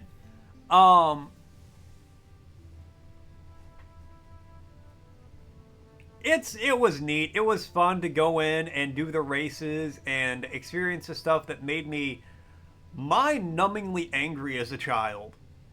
And then I just did it. I was just like, alright, I'm just gonna do it. But I didn't beat the game, though. But it's still really fun. I still really enjoyed playing Hit and Run. So that's gonna go to A. Jak and Daxter, The Lost Frontier. I'm gonna put that in B tier. So I actually wanted to play that because a friend of mine, I was talking to a friend of mine, it's like, oh, I'm playing all the Jak and Daxter games. They're like, stay away from The Lost Frontier. It's terrible. I'm like, okay. And I was like, oh, cool. I'm going to play this game because it's terrible. And it was okay. It wasn't great, but it wasn't bad. It was a Jak and Daxter game. It was about what I expected from them. Yeah, it was just Jak and Daxter, man. I don't know what you want. Jimmy Neutron, boy genius, you are dropping straight into D tier as well, buddy. More like Jimmy Neutron, boy, it's not a good game. Ha ha ha. No, it was alright. We didn't... You don't really, like, you just collect things and nothing really happened. Thank you for that. I know it was good. But it was like, it barely held together. I think I had to like restart it after an hour and a half, and that's why I stopped. I was just like, no, we're done. But yeah, be better, Jimmy. Be better. Okay. Dragon Ball Z Kakarot is going to be, let's be real, it's going to be in B tier. I really liked it. Actually, I thought I had a lot of fun playing it. I think it's a good game. But I don't like Dragon Ball. I don't play Dragon Ball Z. I don't watch Dragon Ball Z. I've never been into Dragon Ball Z. It's just not my thing. But that said, I like this one because it's because I'm lame. Yeah, you're one to talk, buddy. You're one to talk. I did really like Kakarot because it's not just a fighting game. You get to like fly around and collect stuff and train and get yourself better and level up, and it's semi-open world. Yeah, Dragon Ball Z, more like Dragon Ball B. Thanks for that. I needed to steal that. That was a good one. But yeah, no, I like the open world fly around part of it. Thank you. Thank you. I worked really hard on these jokes. I definitely don't just steal them from you guys. Lethal Company, I am controversially also going to drop in B tier. Not because of the game itself, but just because of the stream. There are a few of them. I'm like 80% of the funny guys here, just not to brag. I'm sorry, I can't read that. It's all squiggles to me. You were saying good one to me. Okay, thank you. No, Lethal Company, I won't. I won't. I'm the worst at self-regulating. I have no impulse control. I can't keep myself in check. If I gotta chickadee check myself before I riggedy wreck myself, I'm just gonna get riggedy wrecked.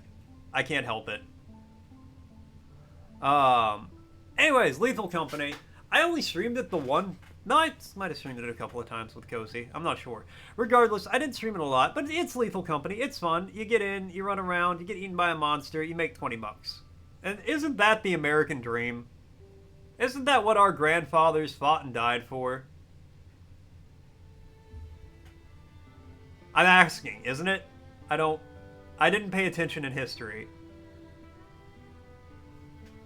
Lighthouse Keeper.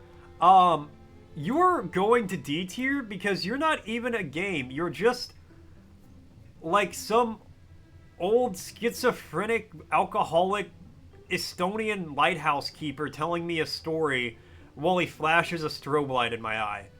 That's all that was. I don't even... The only reason I know that this happened is because I'm still traumatized from experiencing the game. Air quotes, the game. I don't know. That's the best way I can describe it. Manuel Samuel. We'll drop you in B tier. That was fun. Having to manually control everything, to blink, to breathe, to speak, to be.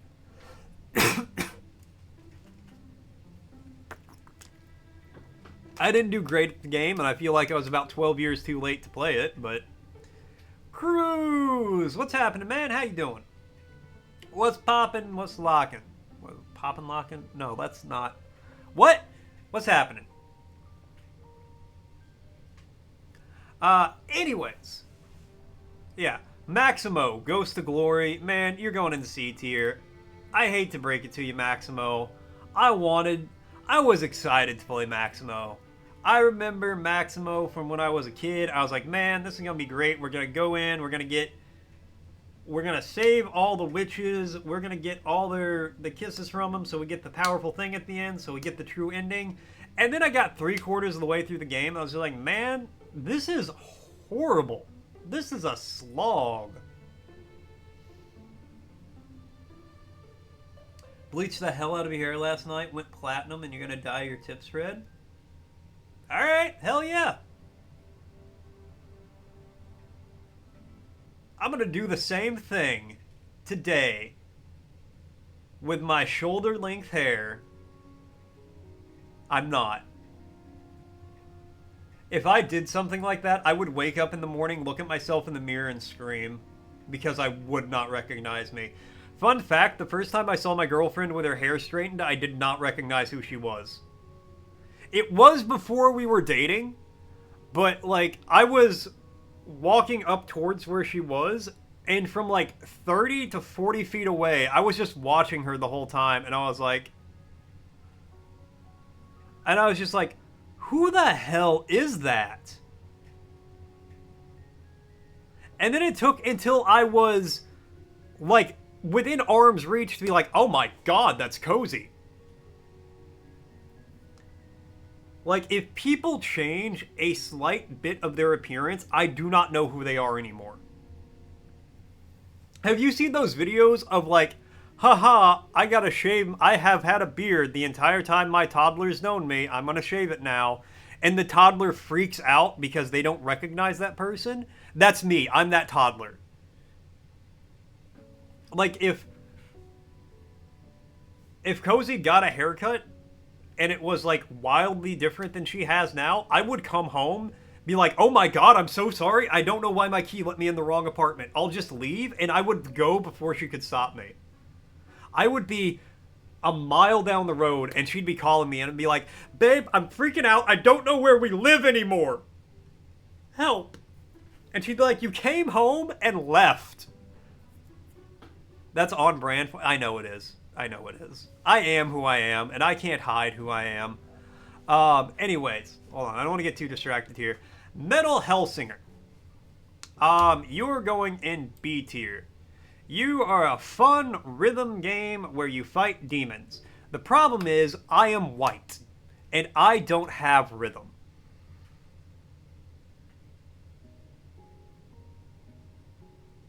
Well, you know what? God bless that one dude for the costume changes and putting in all that effort.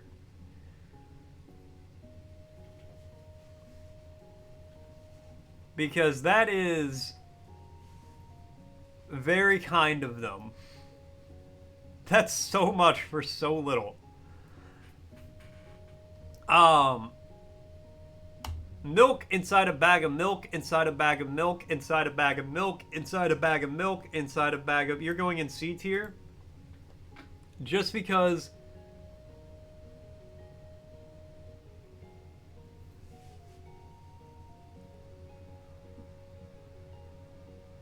Man, Cruz, the crazy thing is, I've never even seen Cozy and all those people in the same room at the same time.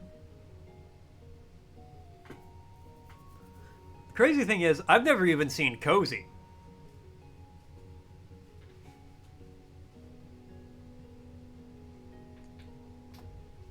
She's also being very quiet right now, so I'm a little concerned. God, maybe it is a schizophrenic hallucination. Oh god, that's unfortunate. Anyways, milk inside a bag of milk, inside a bag of milk, inside a bag of milk, inside a bag of... Oh, there she is. Yeah, crazy thing is, I'm blind.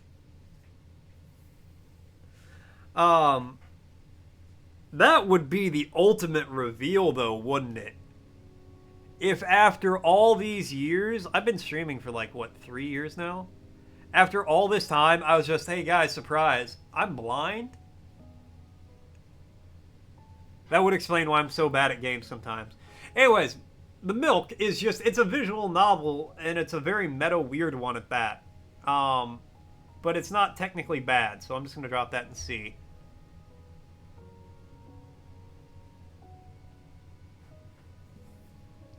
The crazy thing is just me. I'm not a thing. I'm a human. I have thoughts and feelings and emotions and opinions.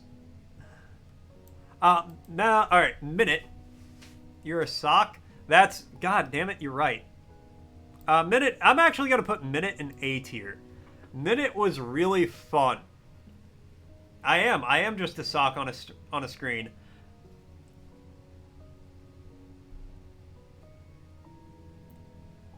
Truly, I am a sock suffering from delusions. But what monster puts eyeballs and a mustache and a little shirt on a sock and expects it not to want to live? That's all I want. I don't want to smell like feet all the time. Minute was super fun. I loved...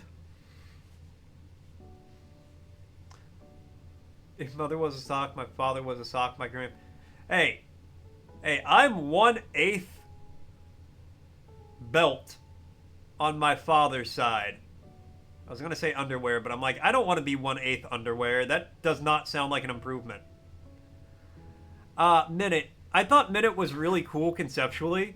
How you have 60 seconds to beat the game, but you can make some like meta progress as you go, so the next run's a little faster and you know what to do. Because it still took, you have a minute to beat the game, but it still took like the better part of 3 hours, I'm pretty sure, for me to get that minute set up right. Which is really neat. It's like a, I don't want to say better version, but it's a different version of Deathloop.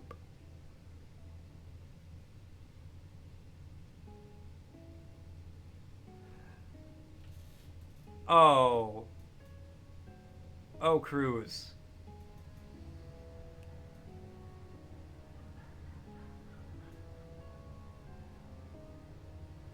It's okay, buddy. It's okay. When the puppet is closed, I can see how you think that's a mouth.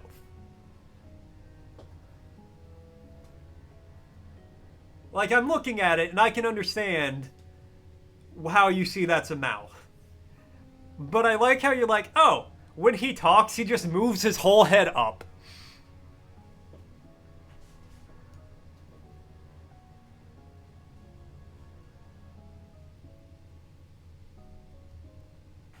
That's extra funny because I know you've seen me. I'm pretty sure you've seen me, like, with my face cam, so you know I have a mustache. All right, Mr. Mosquito, which is somehow on here twice. I don't understand that. Yeah, exactly. Like, Canadians from South Park. I just flat my whole head around. Uh, Mr. Mosquito, you are also going on D tier.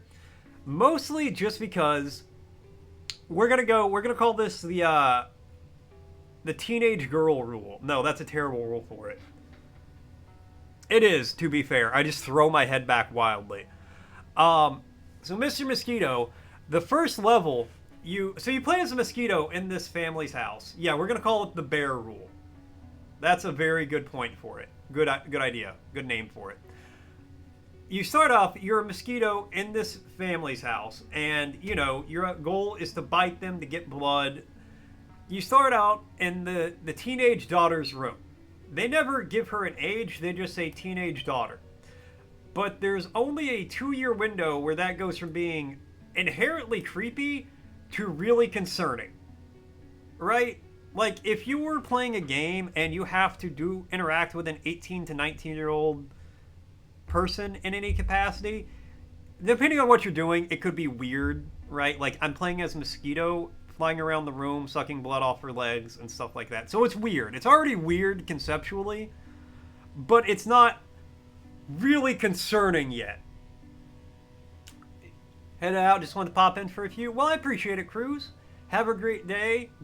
I hope your hairstyle goes exactly how you want it to. I hope it looks exactly like what you want. Hugs back to you, man. Good luck. Happy New Year. All that good stuff. But anyways, Mr. Mosquito, you start out, you're in this girl's room, and because you're a mosquito, eventually she's like, "Hey, I'm gonna squash this mosquito. I'm gonna smash him." So she tries, like, she gets up, and you have to hit people in these pressure points to make them not be angry, to calm them down, so that way you can continue to suck their blood. Her pressure point is her uterus. So I got to headbutt her in the ute as hard as I can, as a mosquito, which isn't super hard, admittedly, but, we're going to drop the other Mr. Mosquito here off on F tier, D tier as well. But it's still really weird. Second level, you're attacking the mother, and I'm like, okay, let's see how this goes. Her weak points are the ute and the back of the leg. And I'm like, okay, so it's like the ute and the calf. And by this point, we're noticing a pattern in the chat when I'm playing it. And I'm like, all right, the third level is probably going to be the dad. Let's see what you got to do for the dad. Maybe you got to hit him in, like, the lower tummy, and it's just, like, poor placement for the female models. I could excuse that, right? I could see that happening, where they're just like, set it up on the guy, and then copy and paste it to the women, and, it's poor placement, well, we got to ship the game. I wouldn't think it makes it better necessarily. It would make it better, actually. I don't think it excuses it, but it explains it. So I'm like, all right, let's see what happens. No, his pressure points are like his arm, his leg, and his chest or something like that. His shoulder. Not anywhere questionable. So I'm like, okay, well, that's already really concerning, but it's not a deal breaker necessarily. And then we go to the third level, which involves us harassing the teenage girl while she's in the bath. And I'm immediately like, no, we're not doing that. That's not a good idea for a cavalcade of reasons. So yes, because of the bear rule, Mr. Mosquito, we're dropping you down to D tier. Mouth washing. You are going straight up to A tier, mon frere. Mouthwashing was a fantastic experience. It was interesting. It was unique. It had twists in it that you did not see coming. It was depressing. It was dark. It was a fantastic game. Actually, you know what? Mouthwashing, you're going up to S tier. Honestly, yeah. Yeah, mouthwashing is S tier. That's facts. Nightmare creatures, I'm going to put in C tier. I'm gonna put it in C tier. I don't think Nightmare Creatures is necessarily a bad game, but it is an old PS1 game, and it has not aged really well at all. It's like a Dark Souls before they were trying to be a Souls-like before Souls-like was really a thing. I feel like with the dodging and whatnot, and it's just PS1 hitboxes, PS1 graphics. It might be really good, but I can't play it. Nightmare Cart, we're gonna drop you off in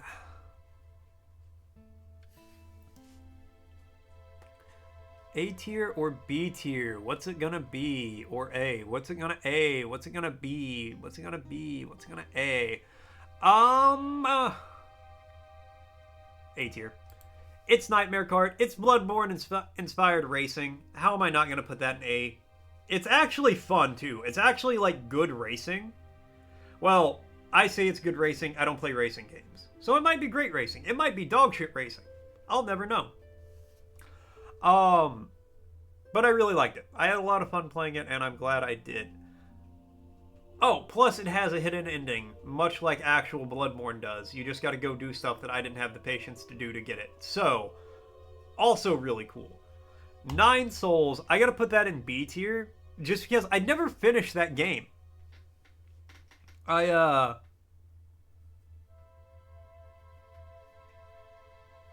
It's a good game. It's a good Metroidvania, but I started it at a terrible time because when I started it, I was like, man, I don't want to play a hard game. And then I started a hard Metroidvania, which I should not have done. I would like to, at some point in time, go back and finish it. Will I? Who knows? Maybe, maybe not. Probably not, in all honesty, but I really want to, so I might. But I'm gonna say it's a B tier, just solely based on the fact I didn't play past like 4 hours. Oblivion is an A tier game. Oblivion is always A tier, even without going crazy with mods. It's still just fun. I'm really enjoying the nighttime streams and getting on Oblivion for like an hour with you guys, hanging out, punching some stuff, dying like 7 times. It's great. But yeah, it's Oblivion. I don't need to ramble about Oblivion for a minute. It's good.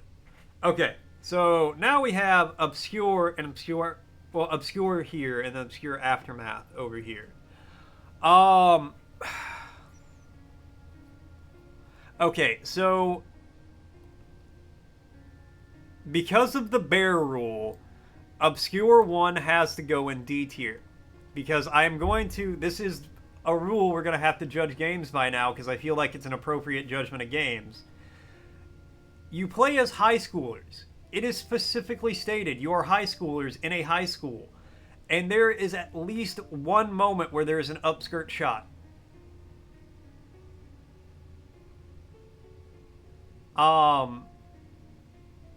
Which, again, the bear.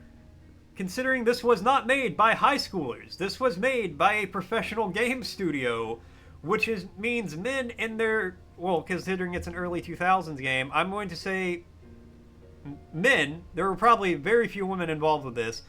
From their 20s to like 40s, probably. Why are you making a game that has an upskirt shot of a high schooler when you're in your 20s, my guy? What? So because of the bear rule, I'm going to put it in D. I am going to say, though, the creature design, the body horror of these games is phenomenal. And Obscure 2, I'm going to put in C tier. Mostly just because... So, both the games play pretty well. Obscure 2, I will say, the body horror in Obscure 2 is so good. It is really good. It takes place at a college, which makes it way less creepy. Just off that stuff. There's actually like some unexpected stuff that goes on. Some surprise deaths that you don't see coming, which I think is neat.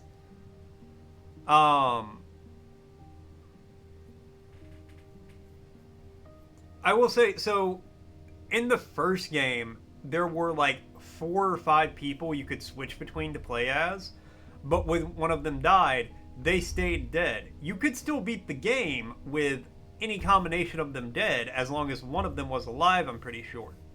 I kept all of them alive, but I thought that, and you could play with friends, and I thought that was a really neat concept of you can try to keep everyone alive, or you can like have one die and try to progress still, because everybody had different skills. Like one guy was really good at lockpicking, and another guy could smell bacon from a mile away. I don't remember what they could do, but they could do different things. So I thought that was cool. Similar, very similar in Obscure 2, but if one of them died, then you had to like reload. A big problem I had with Obscure 2 is I played the game, thought I beat it, got the final got credits to roll, sat through the credits because I was like, I feel like there's an after credit scene about to happen here, like a Marvel movie, you know. Got through the credits, and then I was watching, and then I wasn't even watching it. I had 30% of the game left to play.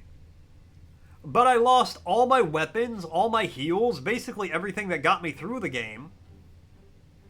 So I had to start from scratch at the end of the game.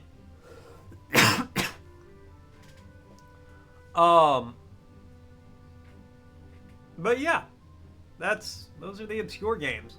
Ooblets, I'm currently going to drop in B tier, for the same reason that Nine Souls is in B tier.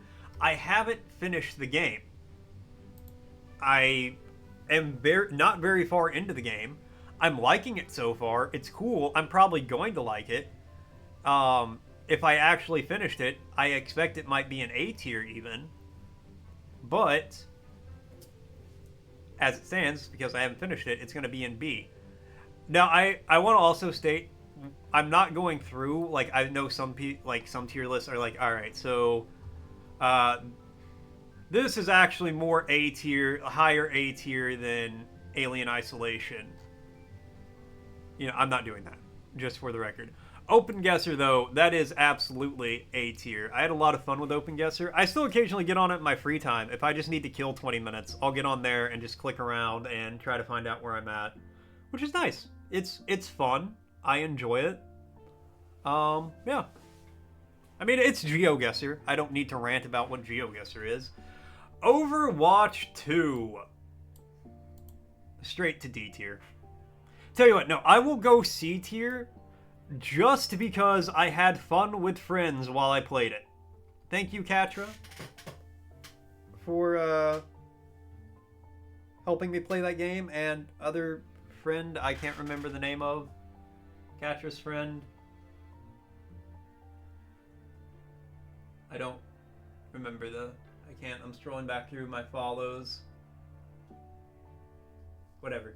But anyways, yeah, I had people to play with, which made it tolerable. Otherwise, I will not play Overwatch 2 unless it's with people I know who will not be mad when I'm terrible. Yeah, I would have been miserable if it wasn't for people playing with me. Pal World, we're gonna put in B tier. Pal World was cool. Obviously I liked it when it first came out. Everybody did. I like how you can turn your guys into workers and have them help you build stuff. My only problem with it for stream is it's such a slow burn of a game. And that's my problem with any survival game like this. You have to... Once you get things set up and going and things start rolling, it's great. But getting it to that point is such a drag. I have wanted to play games where I'm like, man, I can't wait till I get like my base going and all this stuff. And I'm like, oh, but I gotta do all this crap to get to it. Never mind. It's not worth it. I paid them with food and shelter. And a hot tub. Hold on, why did the music quit? Continue watching, yes.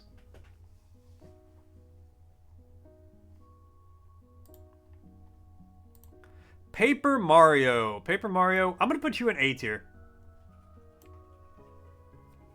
Paper Mario, I mean, it's Paper Mario. It's a really fun game. Sounds familiar? Do you also pay your workers with food and shelter and a hot tub?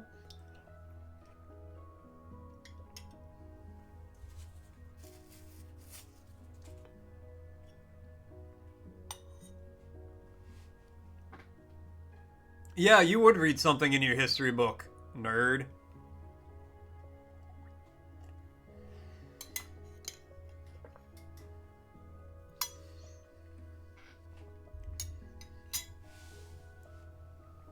Anyways, Paper Mario is a really fun RPG. Who'd have thunk? Who'd have thought? No, I really enjoyed Paper Mario. It was fun. I like doing all the different voices for everybody. I mean, story-wise, it was okay, I guess. Gameplay-wise, it was really fun. I thought it played really well. And like I said, doing the voices was great. I want to play another Paper Mario game. I will play another Paper Mario game because there's a 1,000-year door. When am I going to play it? I'm not sure. But I know I am going to play it. Pilgrims, I'm going to put in...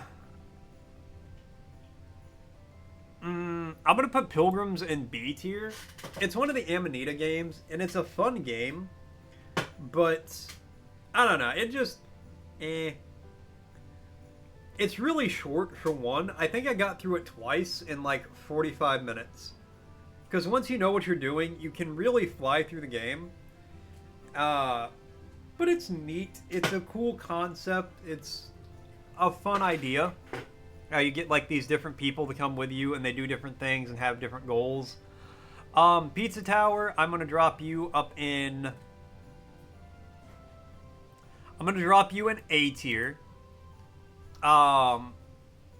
Pizza Tower was a lot of fun. I had a blast playing Pizza Tower.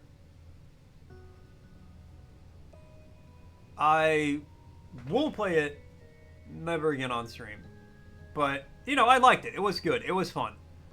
I like the different worlds, climbing through the different areas, trying not to suck at the game, usually failing not to suck at the game.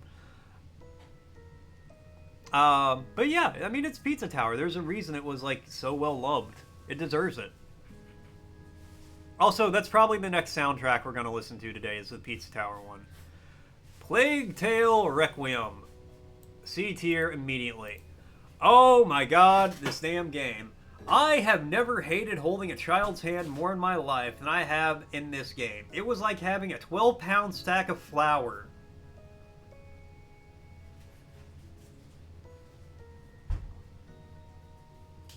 Hold on, you don't hear the music?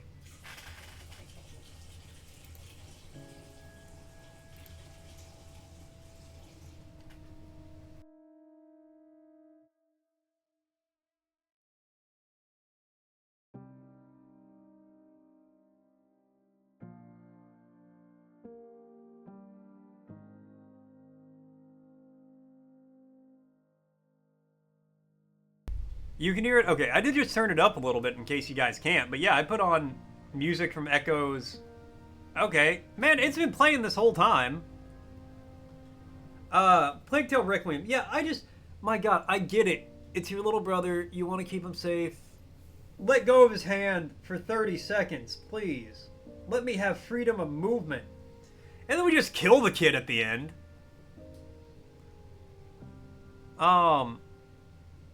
Yeah, it was okay. The first one was way better, admittedly. But the second one was alright.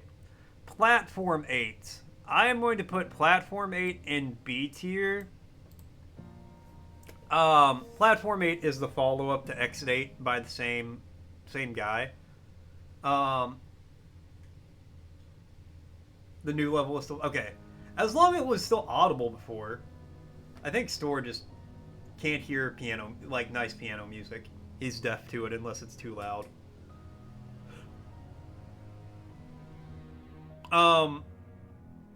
Platform 8. Oh yeah, the follow-up. Platform 8 I liked, but I actually think it was too easy. Because it was really easy to just... I feel like it was easier to spot the anomalies and to deal with them. There were only like 2 where I wasn't sure what to do. But I just knocked that one out in like an afternoon while playing a bunch of other horror games. But you know, it wasn't bad. Poke Rogue. We're also gonna put that in B tier, A tier. We're gonna put it in A tier because it's a very fun game. Pokemon roguelike. How do you not love that? I do love the fact that I played the wrong version of it the first time.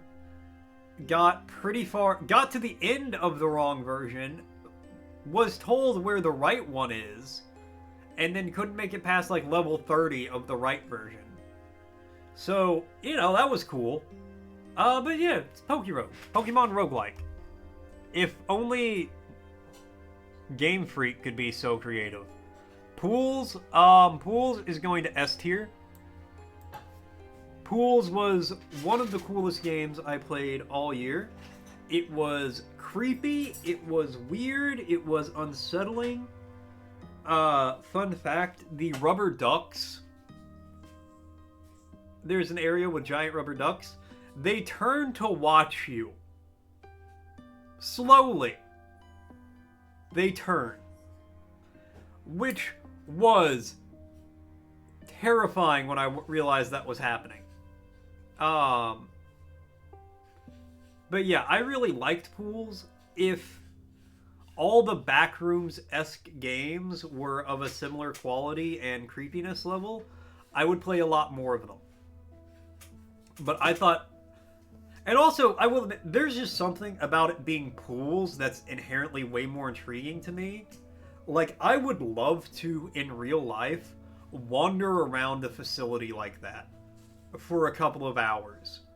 Where it's just, like, everything's covered in that, like, pool tile. From floor to ceiling. Some of the ceilings are, like, 30 feet tall. There's columns. And then there's just, like, pools of water every so often. Or I have to, like, it's just a big tunnel area like that. I think that would be really fucking cool, and I don't know why I think that. But I saw the game, and I was like, my body was just like, go there. Be in that environment. Wander around in there. Swim a little bit.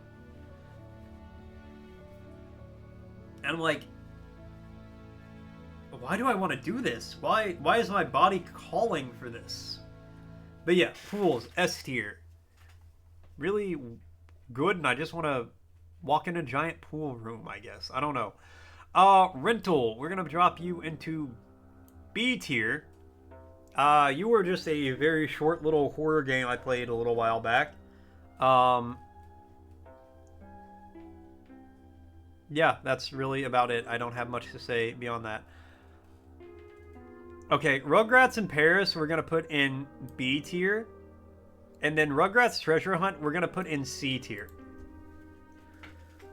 Because you do so very little in both of them, but Rugrats in Paris, or Rugrats, yeah, in Paris the movie, whatever, has more to do.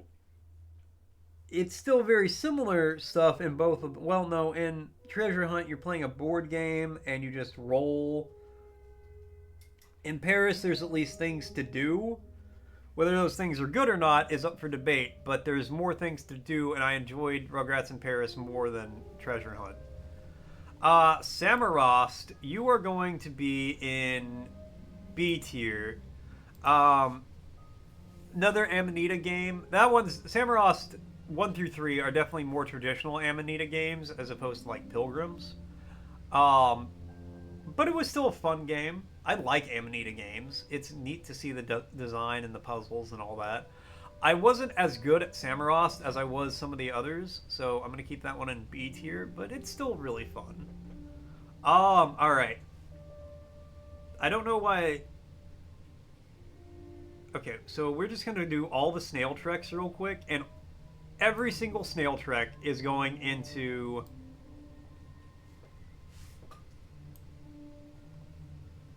tier A tier.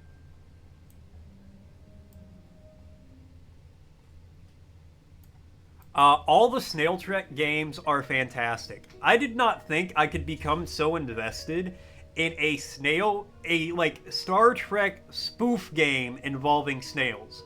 But by God, I was. Oh my God, what happens to these snails over the course of 4 games is fantastic. An actual interesting story, a better story than I played in some AAA games. An interesting story, pretty decent gameplay.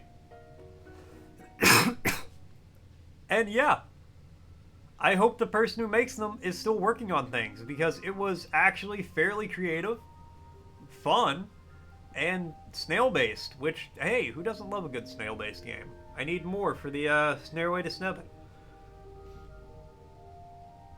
Alright, Scooby-Doo Classic Creep Capers, we're going to put on B tier. That was not the Scooby-Doo game I wanted to play, or the one I had in my head, but it was still a pretty fun game overall, I felt like. Solitude, I'm going to put Solitude in C tier, not because I think it's a bad game, but it is a game about a very heavy topic. Surprise, surprise, it's an indie game about depression, but I do actually think the way they went about this one is better than the way a lot of games do it, like Another Crab's Treasure, for example. Anyways, yeah, Solitude, I had to quit streaming it after a very short amount of time because even if the game's really good, it's about a very heavy topic, and I am just a silly little guy on the internet. I am a sock online. I don't need to be covering, serious depression topics or anything like that. Serious Sam, I'm going to put you in C tier because it turns out I don't like the Serious Sam games. I don't like the war genre of game where it's you as an individual against 300 enemies. That's not what I would describe as my cup of tea. Yeah, I know Serious Sam is kind of a classic, but it ain't for me. Shark Tale, C tier as well. Actually, no, Shark Tale, you're going down into D tier just because you are a confusing mess of a game that has virtually nothing to do with the movie other than being the same IP. I will admit that I think this I'm pretty sure this just taught me that the Shark Tale soundtrack was an absolute banger. Yeah, exactly. Like, I think every song I heard on here was a banger. But the game is not. Alright, Silent Hill time. This might be controversial. Silent Hill 2, B tier. I'm going to be 100% honest with you. I don't get why everybody loves Silent Hill 2. It was okay. It was not super scary. No, I will admit, playing it at 32 is a lot different than playing it at, 9.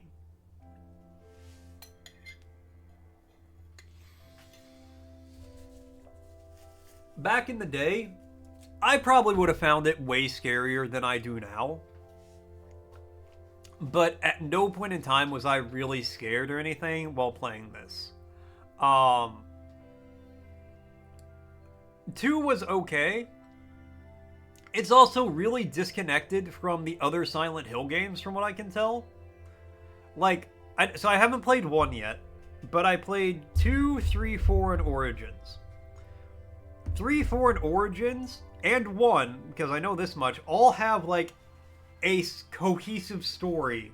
Well, cohesive is a strong word. They all have a story that, goes through all of them. Silent Hill 2 was just kind of its own separate thing happening in the same town. Which is fine. There's a lot of weird shit going on in this town, I'm sure. But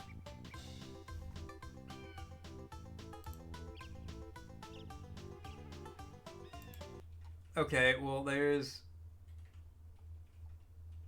That's all of Echoes of the Plum Grove. Here, we'll do a little Pizza Tower. Are we gonna listen to the whole OST for Pizza Tower? Probably not. We'll listen to a few though. Yeah, but 2 just kind of does its own thing. It's all right. The gameplay I think was fine. I beat the game, got the good ending. I'm pretty sure, which is good enough for me. I will say one thing I do like about Silent Hill 2. This has been spoiled for me. There are some wild ass endings you can get for that game. I'm going to mention a couple of them. I'm going to give you a 5 count for spoilers if you're worried about it. 1, 2, 3, 4, 5. All right, spoiler time, baby. Some of the endings you can get include it being aliens behind everything, or Shiba Inu dog is actually the one orchestrating everything. I don't really know, but yeah, those are things that can happen in the game. Silent Hill 3, I'm going to put in A tier. Silent Hill 3, out of all the ones I played, 3 is probably my favorite in the series. I did not beat 3. I was at the final boss, I just had no heals. And not a lot of ammo. Theoretically, I could beat 3, but I don't think I ever will. But it is still probably one of my favorites, just overall. Silent Hill 4 is B tier. I really liked it at first, and then it just kept, as it kept going on, I stopped liking it. I feel like I was pretty close to the end of it, but I don't have it in me to keep going. Conceptually, I think it's a really cool idea how you have like your apartment and you go through this tunnel and you're somewhere else, and all these different tunnels always lead back to your apartment. I think that's neat. I don't think it executed as well as it could have, but I feel like that's also like they're limited by the technology of their time.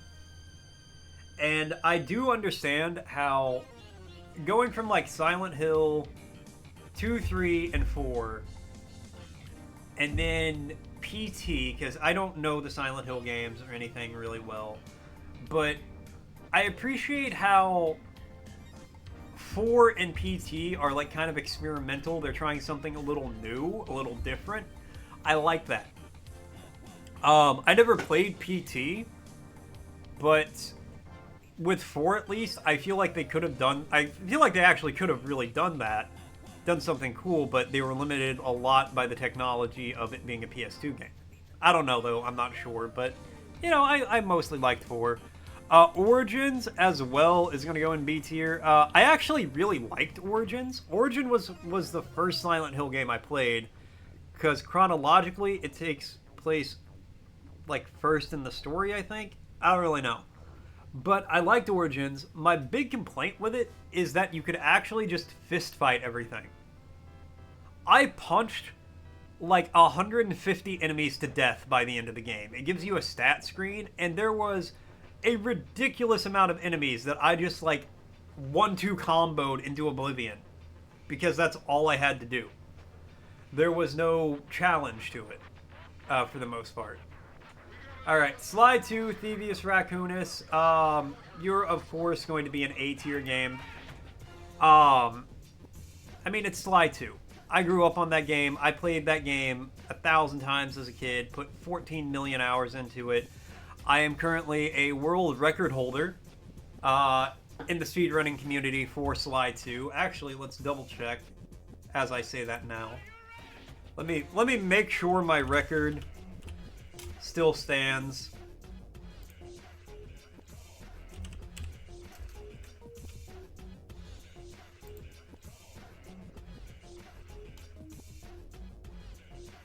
No, I'm now the 82nd. Damn.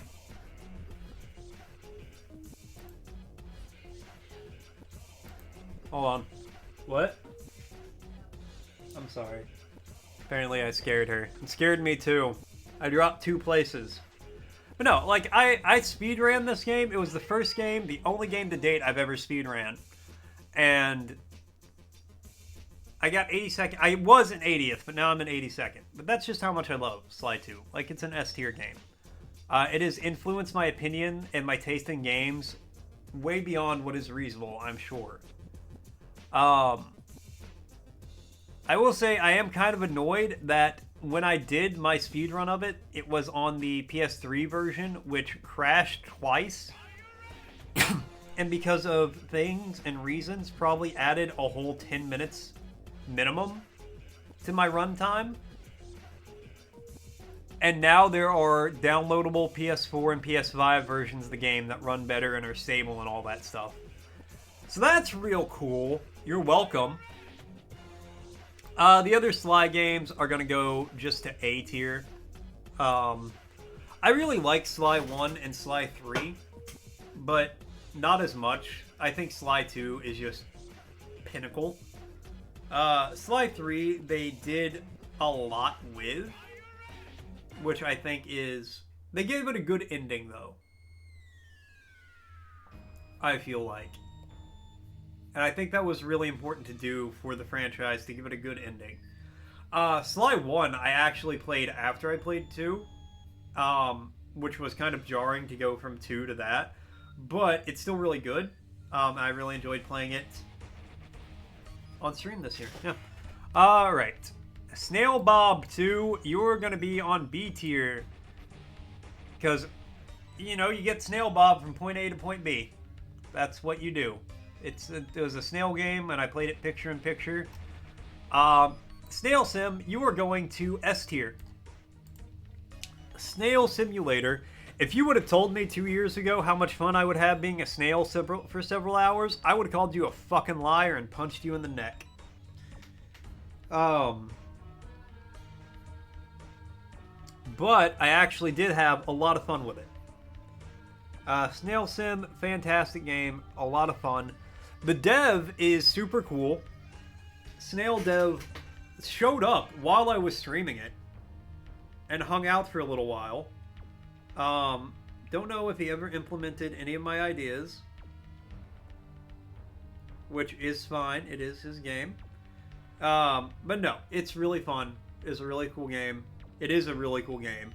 I'm still on the Discord, and they are constantly doing snail parties, and it's getting updates and all kinds of stuff, which is cool. It deserves it. I'm glad that it is, and I'm glad people really like it. It spawned me playing snail games for like a month straight to try to climb the Stairway to 7. We still haven't done it. I'm going to. We just haven't yet. Alright, Snails. You are going to be in B tier. Snails is just like Lemmings, but with snails. It's just a little puzzle game. Put things to make them go where you want them to, get them to the end type deal. It's alright.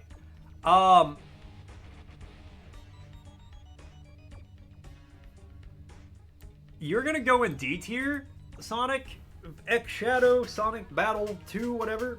Mostly because you kept crashing. Actually, that's legitimately the only reason, is you just kept crashing the whole time. And I couldn't get past, like, the 3rd level. What I could play was really fun. I thought it was really funny how I was able to, like, Shadow was hyped up, and then I just, like, bonked him in the head 10 times and I killed him. I thought that was really funny, but the fact that you, like, I can't get past the Knuckles Halloween level, it's kind of a deal breaker, because that's level 3, and you just crash anytime I try to. PS4 Spider-Man, you're also going in D tier. Not PS4 Spider-Man. PS4 Spider-Man is like A tier.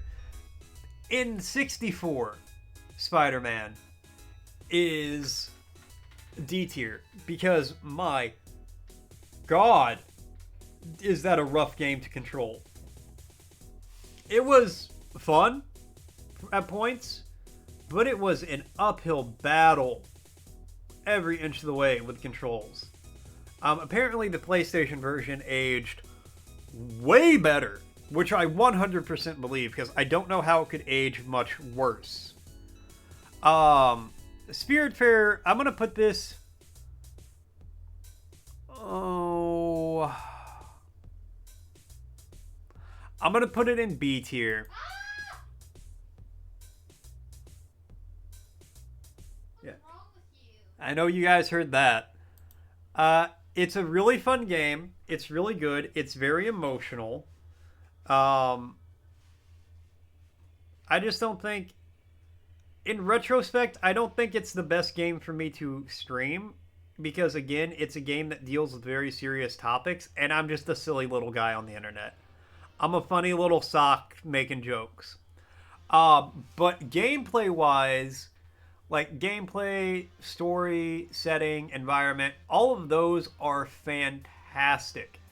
It's just that because I'm trying to rate these games based on like stream stuff, not necessarily just the game, even though sometimes I just talk about the game, but that's kind of regardless. I feel like it might have not been the best game for me to stream, for me personally, but I loved playing it. Yeah, we're going to keep it on B. Squirrel Stapler, also going to be on B tier. It was a weird game. It's made by, I can't remember the guy's name. I can't pronounce the guy's name, I'm pretty sure. But he makes a lot of weird games. And I knew it was going to be weird going into it. I did get jump scared by God at the very end. I remember that. That was kind of the big build up. So that is the thing that happened. Overall, I think I liked the game. Overall, I'm not sure what my opinion of the game is. But yeah, Squirrel Stapler, B tier. Squirrel with a gun, S tier. Squirrel with a gun is probably one of the most video games I played all year. Hands down, it is ridiculous, it is over the top, it is non-stop chaos, and I loved every second of it. Yeah, it's just good. It's just fun. The boss battles with the with the music make me feel like I'm in an anime, and I'm the protagonist. Yeah, it's just a fantastic game, and it was a fantastic experience streaming it. So that goes straight to S tier. Stalker 2, Shadow of Chernobyl, I have to put in B tier under the criteria. I never finished it. I was really into the game, and then Monday, when I was streaming it, I activated a cutscene. One guy was completely invisible. He was a ghost. He was still interacting with things. I could still talk to him, but he was not there. He was not physically present. And then get through that cutscene. I'm like, all right, they wanted me to go over here. I'm walking to this building. I get to the building, but no way inside. I'm looking around. I'm like, I can't see a way to get inside this building. I circled the building two times. I blink, and I swear to God, I blink, and I'm inside the building. I don't know what happened. I just instantaneously appeared inside. And I am trapped in the building. Well, I was trapped. I like loaded the save before it happened, and then I hard saved. But I was like trapped in there. I could talk to people, but they wouldn't do anything. I couldn't pull weapons out. I couldn't do anything. So because the game kept falling apart and breaking, I gotta put it in B tier. I'd still be playing it if it wasn't for that, but that's kind of a big deal. Star Fox 64, you are going in B tier as well. I'm really happy I was able to beat the real version of Andross in this one, because I was never able to do that as a kid. So that was really cool. But it's still, it still holds up and controls pretty well. But it's Star Fox 64, you know, it's a classic. People love it. Shadows in the Empire. You are going into D tier, Monfrere. That is a rough game. That is a rough game.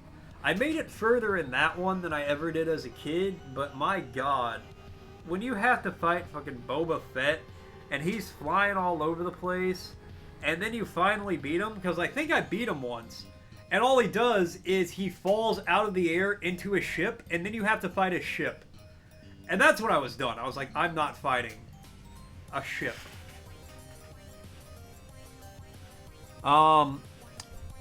Steel Rising, we're gonna put you in B tier. Steel Rising is a Souls-like set in Paris, primarily Paris, set in France, we'll say. Around the time of the French Rebellion, or the French Uprising, the French Revolution, that's the word. You play as an automaton designed to protect Marie Antoinette. And she sends you to get her kids back and other stuff. I can't remember. Kill King Louis. I don't know. It's not a bad game necessarily. Obviously, it's in B tier, so it's not a bad game.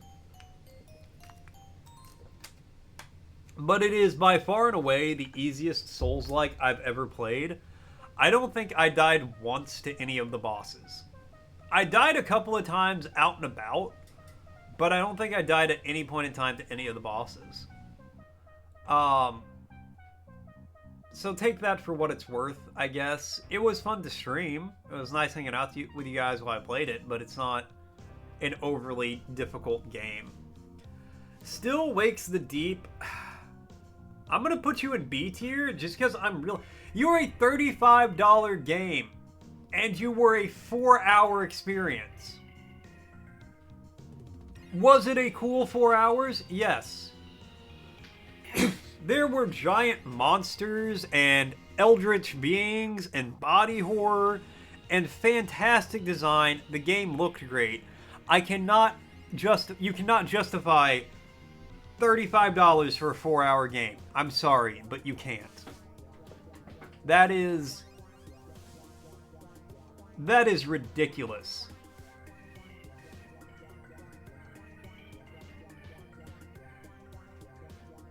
Like, that is an insane price for how little game there is. Is it a good game? Yes. Does it look cool? Yes. Are there cool designs? Yes. There's a lot of really good stuff in the game, but that price point for how little of it you get just kills me. Super Mario 64, we're gonna put you in B tier.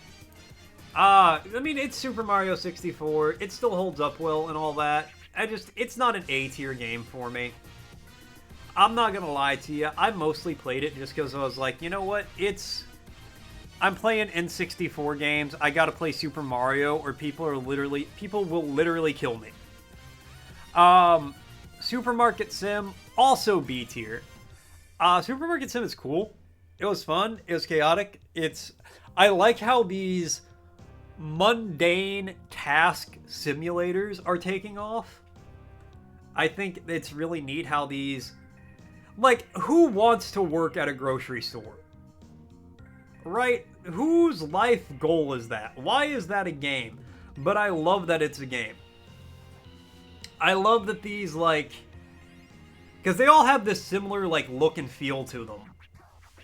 Where it's like the NPCs kind of all move the same way. The setting things up is ridiculous. You know, just that type of, like, simulation game. I am so glad it's taking off because I love them. Alright, Choicer Voicer, if there was ever any doubt, straight to S tier. It is such a fun game for me. Getting on, doing the different voices, trying to match up the cadence.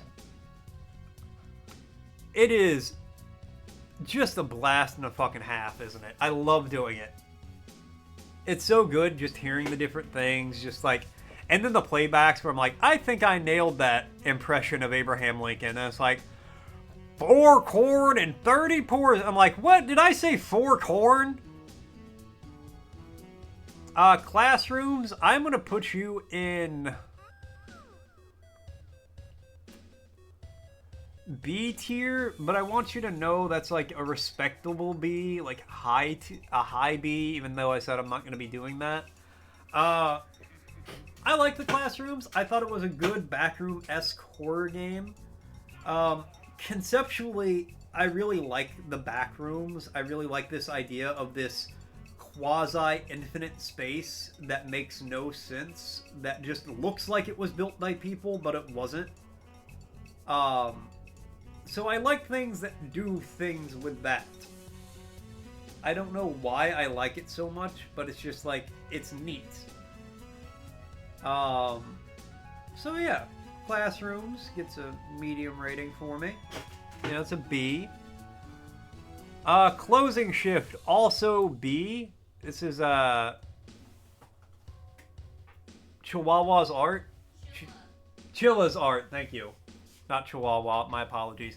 It's a Chilla's art game, which there's a few of them like this in various prices, where there's kind of short little horror experiences. I think I remember this one actually making its rounds on YouTube years ago. So I'm a little late to the party. But I thought it was a pretty good horror game, for the most part. I think I got at least once. But, you know, it was alright. It wasn't bad. Henry Stickmin collection, you are going in A tier. I had a lot of fun with the collection. I liked going back and seeing the different things and doing it all the different ways. It was just, it's a fun game. That's all I got to say about it. It was a good stream. The Hex is also going in A tier. I love meta stuff, and the Hex was chock full of that. Video game references, different gameplay, different kinds of gameplay, just different things like that, with this like meta overtone to it. Phenomenal. Phenomenal put together. The Last Faith, sorry, but you're going into C tier. Alright? You're gonna tell me you've locked the true final boss of the game behind a random bullshit side quest that made it seem like I had to find a large room. I just had to talk to people, and I could have got the final boss. And there's also like 3 or 4 other bosses I missed out on because of that. That is not great, man. That there was no indication that was important, or I just needed to talk to somebody to tell them, oh hey, this is all we need, and it would have been fine. It was an okay Metroidvania other than that. I feel like it was overhyped. It is definitely... I want Blasphemous. We have Blasphemous at home. Blasphemous at home. But it was still pretty fun. It had some pretty good redeeming moments, and I did like it. Just not enough to play through it again to get to the true ending. The Password game, I'm going to put on B, because it was a fun experience. It was a frustrating experience, but it was a fun one. I learned that my passwords will never be good enough, and I have just accepted that. There's nothing else I can do. The Saboteur, we're going to put you in C tier.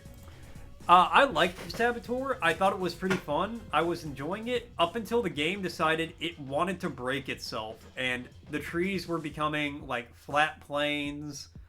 The city was just falling apart, literally, around me. And that's when that game had to end, I feel like. That's when we hit the maximum we could hit there. Okay, I think it's time to change up the soundtrack a little bit. Let's try...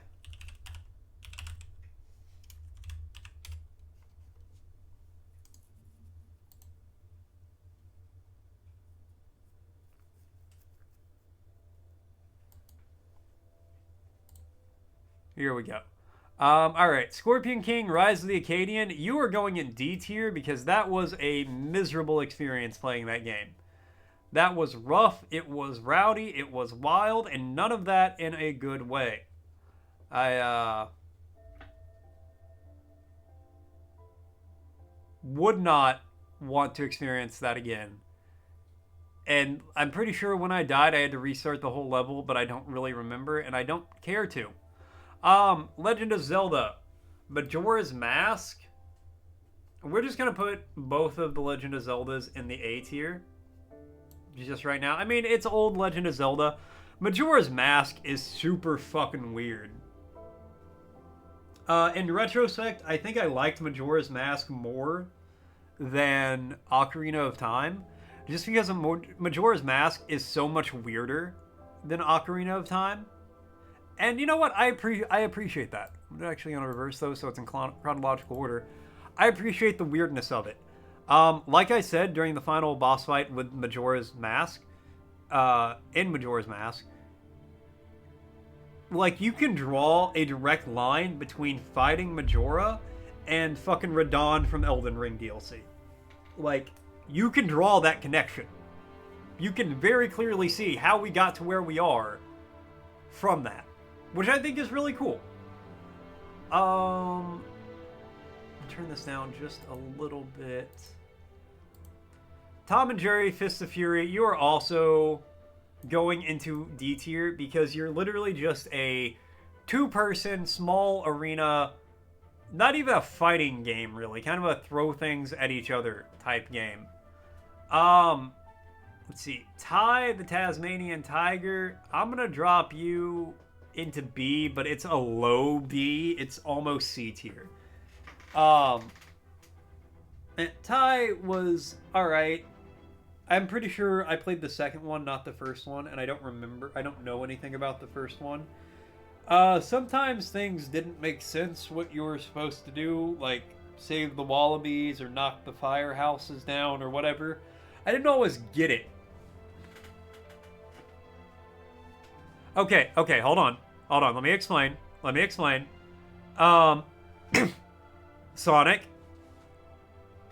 Sonic is D tier because the game kept breaking.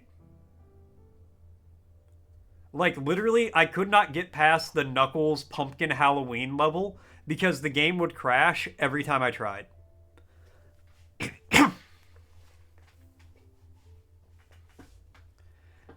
Even non-streaming, the game would crash. I don't know what it is, but, like, it just shuts down the second it gets to that level. So, like, I gotta put it on D tier because I don't know what the rest of the game is like. And I feel like that's really early for that to be a problem. And yeah, Ty is on B tier, but it's almost C tier. I like the game. Getting into the levels is pretty fun for the most part, but I feel like a lot of the stuff they want you to do in the level doesn't make a lot of sense or is overly complex to get the Thunder Egg or whatever.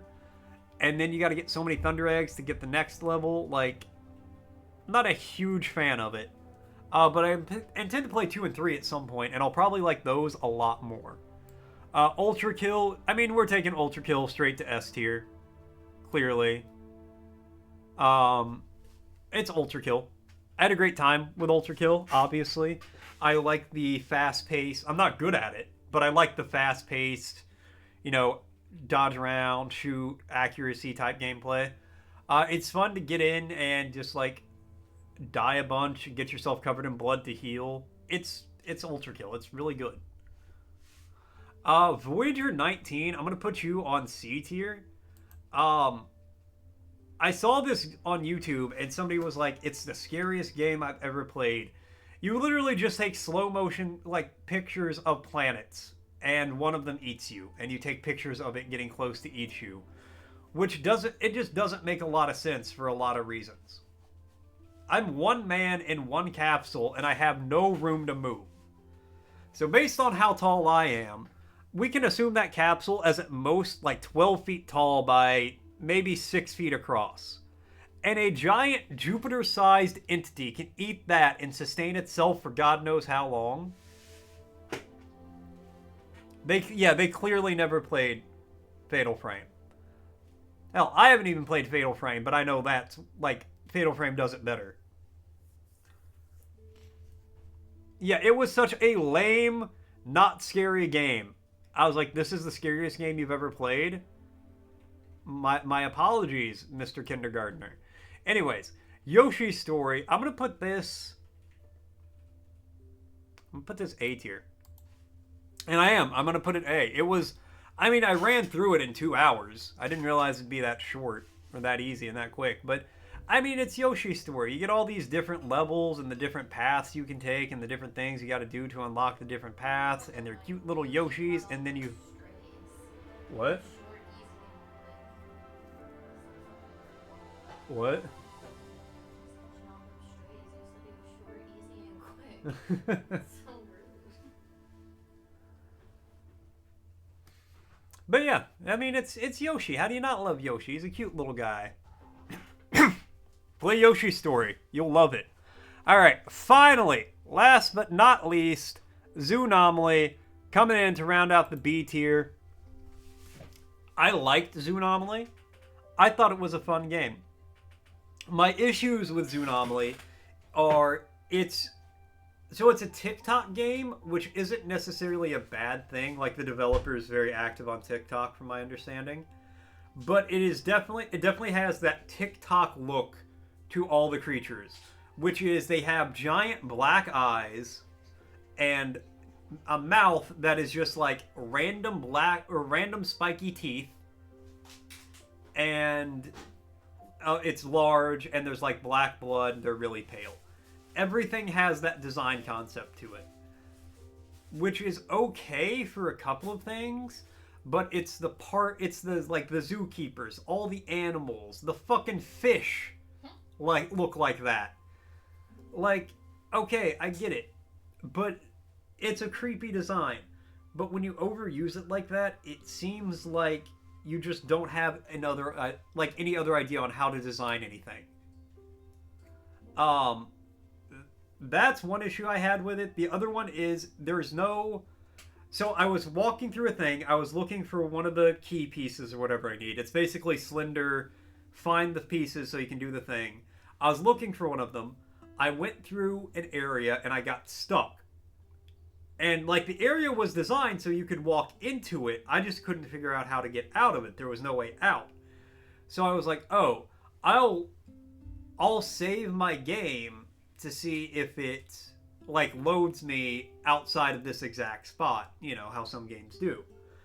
So I save my game, and as I go to save it, it's like, "Oh, are you sure you want to save? This will override the existing save." And I'm like, "Oh, maybe you can only have one save at a time," and it probably did an auto save at some point because I never manually saved.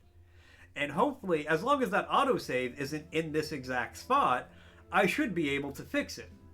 So I'm like, okay, no, I don't want to overwrite. So I go to quit, and I'm like, and it's like, okay, are you sure you want to quit?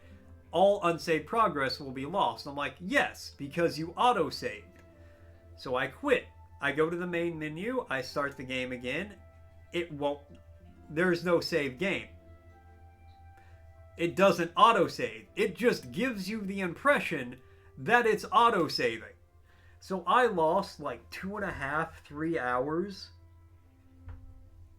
Well, here's the thing. I normally would not have trusted it to be an autosave, except for the fact I was worried that if I saved, it would trap me in this little area that I couldn't escape from, and then I would, like, it would have been a wash one way or the other. I would have...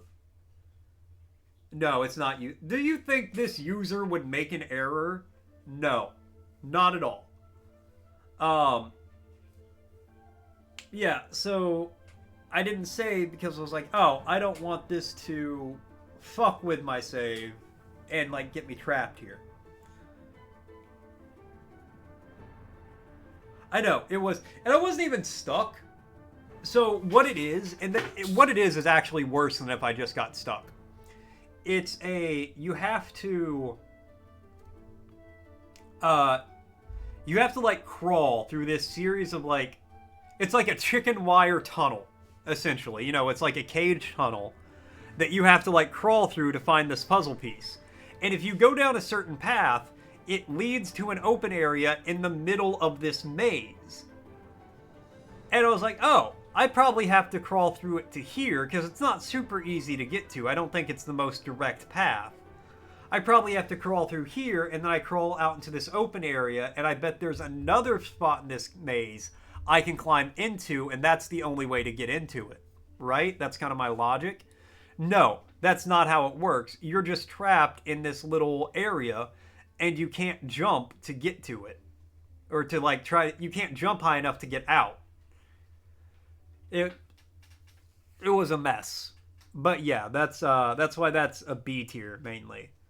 Overall, I actually liked the game until that happened. All right, so there's the full tier list for 2024. We'll leave each tier fully on screen for a second so you can kind of see what we got.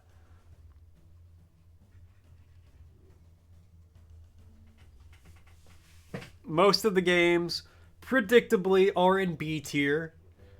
I feel like that's usually how this works. Most of the games tend towards the average, and then you have a few exceptional ones on either end. But I'm overall pretty happy with how that turned out. I thought that was pretty good. Have we been here for 3 hours? Oh my god. I didn't expect it would take 3 hours to do the tier list. I thought the whole stream might be 3 hours. That's insane.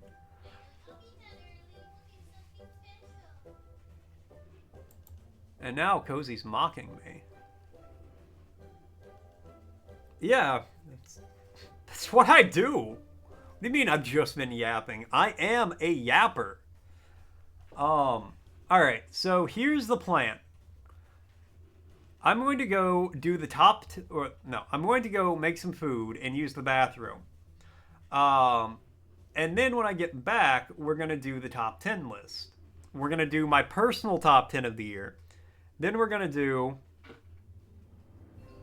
I think we're past the long bit of it. Then we're going to do the community top 10. And then we're going to end on the community top 10 clips of the year. So give me a second. I'm going to be right back. And when I get back... I didn't say that. When I get back, we're going to keep going and decide what my top 10 games of the year are.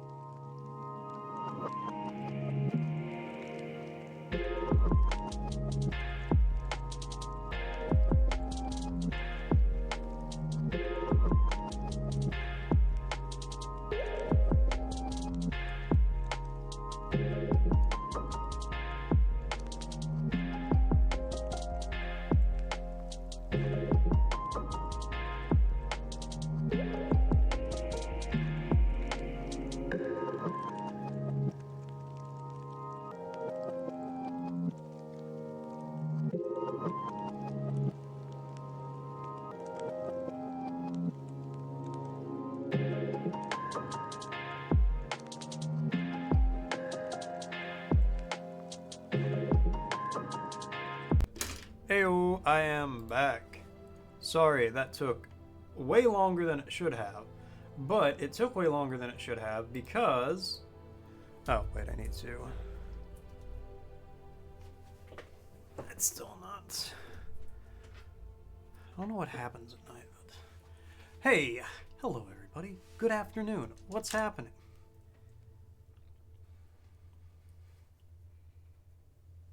I am now here. Hey, Icarus, what's up? I don't know why I had both earbuds in when we're just listening to OST music. I'm sorry. Pay no attention to the man behind the sock. Alright, we're changing... We are changing to a new OST.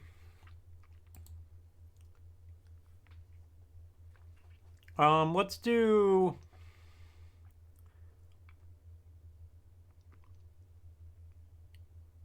I don't want to do... Let's do Croc.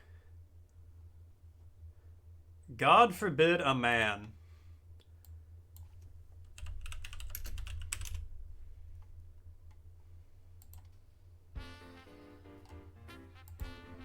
Oh yeah, this is a vibe. Alright.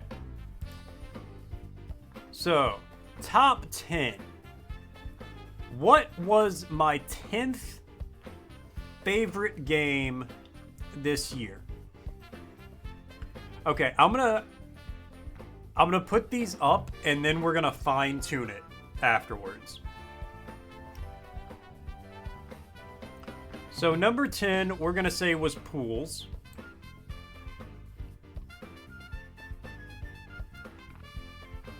I know what my number 1, number 2, and probably number 3 are.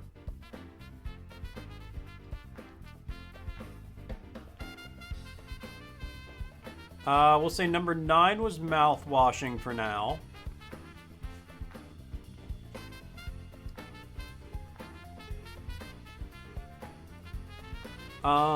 We're gonna do for number 8. So one important note is I don't want to I'm gonna turn the music down just slightly. I think this is a good choice for music though. I don't want it to be anything that I've already played. So like the Sly Cooper games, most of the PS2 games, most of the N64 games are not going to be in my top 10 because I've already played them. And I don't want to be, like, I don't want past experiences to color how I'm thinking about this list, right? So, like, Banjo-Kazooie, as much as I love that game, is not going in the top 10. So let's see here. Okay, so Astrobot and Anthology of the Killer, and again, we are going to be doing some fine-tuning, are both on that list.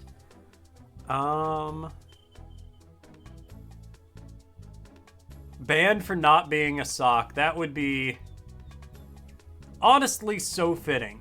Alright, Pizza Tower is going to go on this list.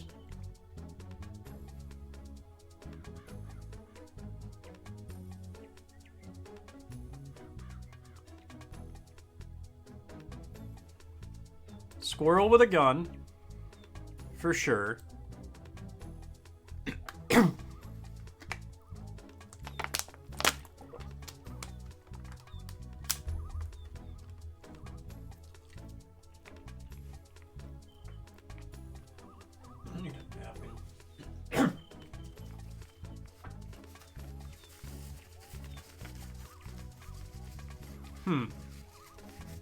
I did give this some thought beforehand. The problem is I thought about it way too beforehand, and now I don't remember what I was thinking previously.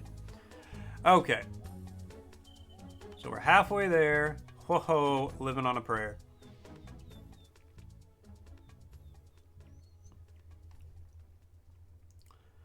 We're going to put Divine Frequency on here for now.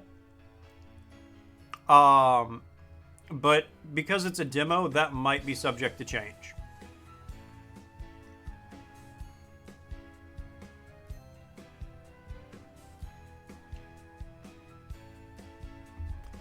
Katra! Thank you so much for the sub. That's so nice to you. I need to get my alert set back up so it announces it, but thank you so much. I really appreciate it.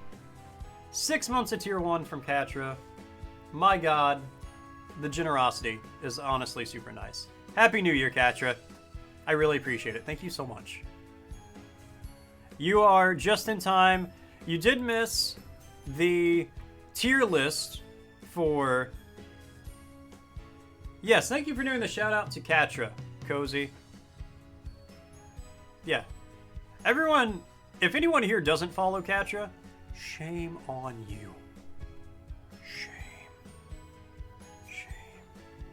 You need some Game Jam themes from me? Well, wait till after the stream. I got you.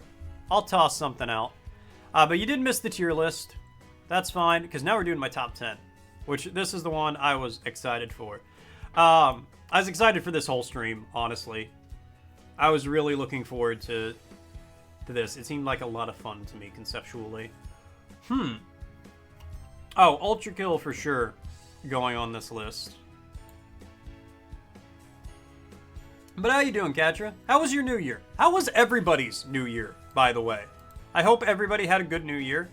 I had a pretty good one. Work was chill. Got home before midnight. Gave Cozy a kiss. What more could I ask for? No, it was a good New Year. Stayed up too late, was tired.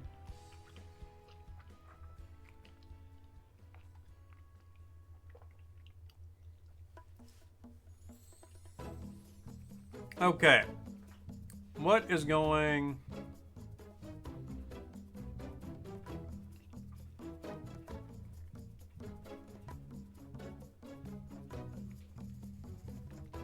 I need to just, like, slowly read through the list.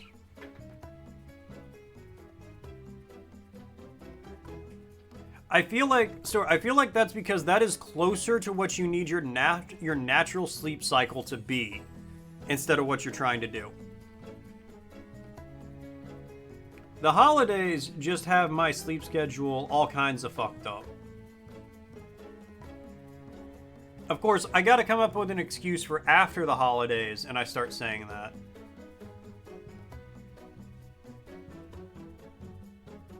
Choice or Voicer, for sure, is on this list. And again, we are going to fine-tune this here in just a moment.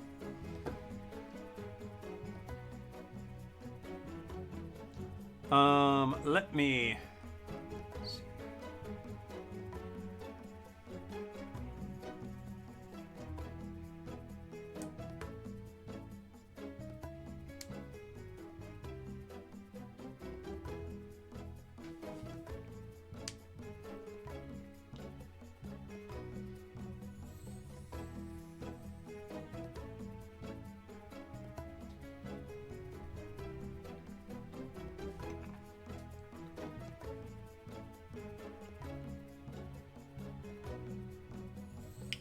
Honestly, you know, honestly, thinking about it.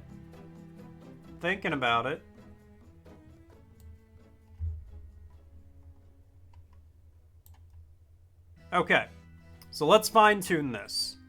At number 10, we're gonna put Silent Hill 3.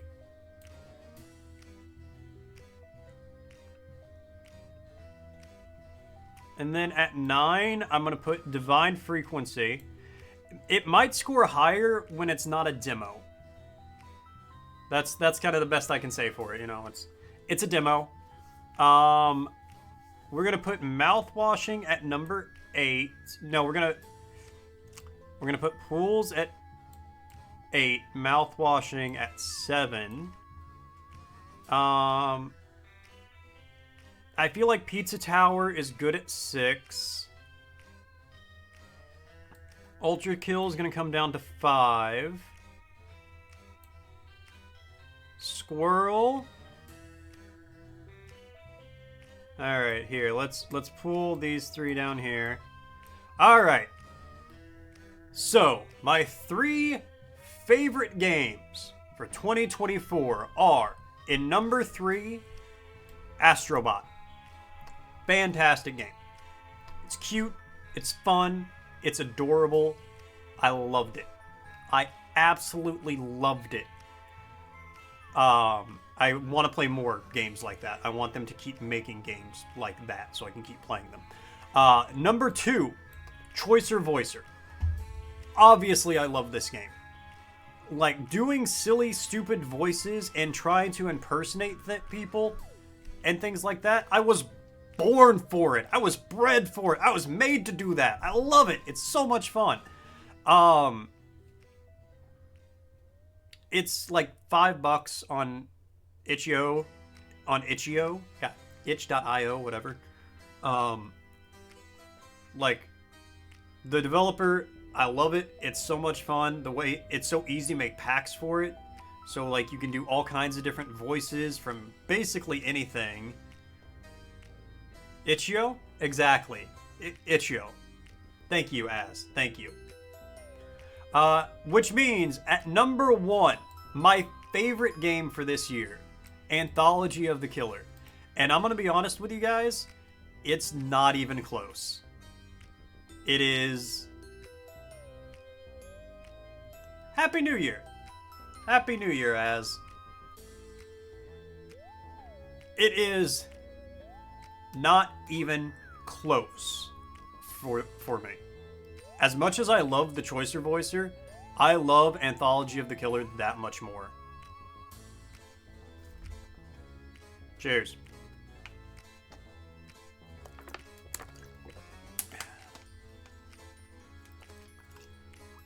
Like, I don't know why, but something about this game, just my brain is like, yeah, serotonin. Here you go, man.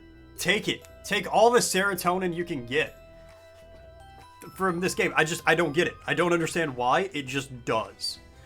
Again, I had so much fun with Anthology of the Killer. I wanted to start a damn YouTube review, like a YouTube channel where I review games, just so I could talk about this game more. 100% game of the year by a long shot, and I cannot for the life of me explain it. It's just a good time. I really hope that the developer of this makes something else, because it's neat, it's fun. I want to see what else they do. I don't expect it to hit me the same way as this one did, but I want to see what happens, you know? So yeah, and then I want to talk about this real quick, about why I put each game where it was, and just very briefly, 4 through 10. And then we're going to do the community top 10, where you guys voted on your favorite games of the year, and we're going to pick out those. We're going to figure out what those are, and then we're going to put them. So what the plan is, I'm just going to stack them next to, I don't know why I'm gesturing with my hand like you can see. I'm going to stack them off to the side here, so the number 10 is going to be here, number 9, 8, 7, 6, you know, down the line. So real quick, Resident Evil 3, Resident Evil, oh my god. Silent Hill 3, I'm sorry. Silent Hill 3, I liked the series. I thought it was good. Silent Hill 3 was my favorite out of all of them, I feel like. It was just an interesting game. Like, the story was good, the gameplay was good. It was just a really good experience for that one, and I think that's kind of the peak Silent Hill game out of all the ones I've played. 9 for Divine Frequency. The gameplay, I'm honestly like 7 out of 10 on. Like, I don't super love the gameplay. That's just not my... Honestly, though, don't tell me that doesn't sound kind of good, Ponton. You gotta, like, sneak up on people, heal people. I don't know, you have to heal world leaders from diseases they don't know they have silently. I could see something happening, I don't know. But I love the world of Divine Frequency, what they're, like, getting at here. Like, something about, like, I've talked about this before, how I'm like, when games are like, oh, these are the different tiers of gods and stuff, I'm like, what the fuck do you mean by that? What do you mean different tiers? And that's kind of in this game, so I think it's really cool. I think it's really neat.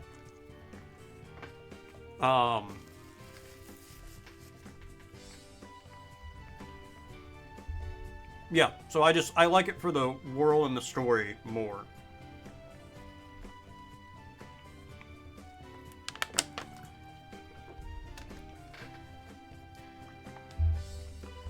I enjoyed pools. I thought it was a cool, like, while balancing in high heels on marble floors without making a sound. See, you're adding gameplay mechanics. It's just getting more complex. I love it. Alright. Number 8, we got pools. Pools is like the liminal walk through the back rooms pools, no monster type game. Man, you want to talk about existential dread? I went into that game, I was just like, there ain't no way I'm gonna get scared. You're walking through some water. Oh god, it's at my knees. Oh. No. You get in this game and even with you guys here, I was in it, I was just like, okay. I'm scared. I'm scared. What's over here? Why is it doing that? It was terrifying, and I don't know why. It was so unsettling. Let's see. Then we have at number 7, mouthwashing. I don't want to spoil the game if you guys didn't watch anybody play it. You absolutely should. The story and how you get there are so well done and so well revealed. It's amazing. The characters are fantastically written. I think it just does it's a really great story. And just like the way it's told is just so good, and the things you find out as the story progresses are really well. It's really well written.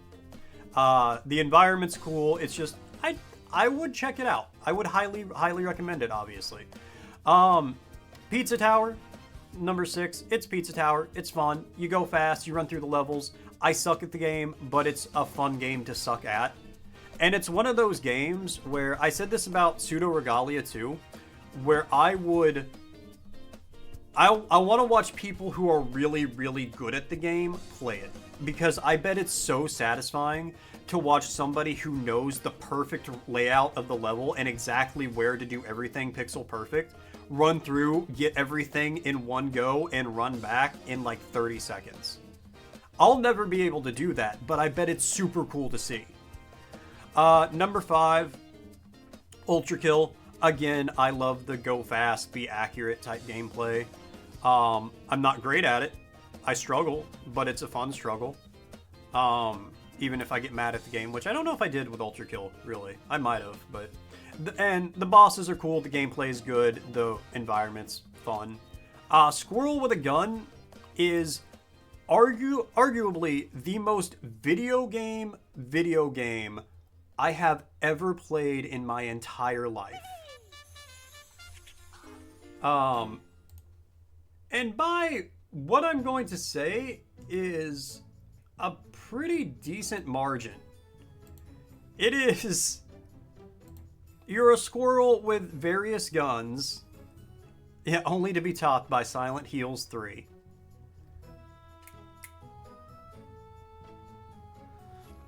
No, you're a squirrel with a gun, you drive around a car, and the thing is, it controls like a squirrel. And it controls like a squirrel and an RC car should.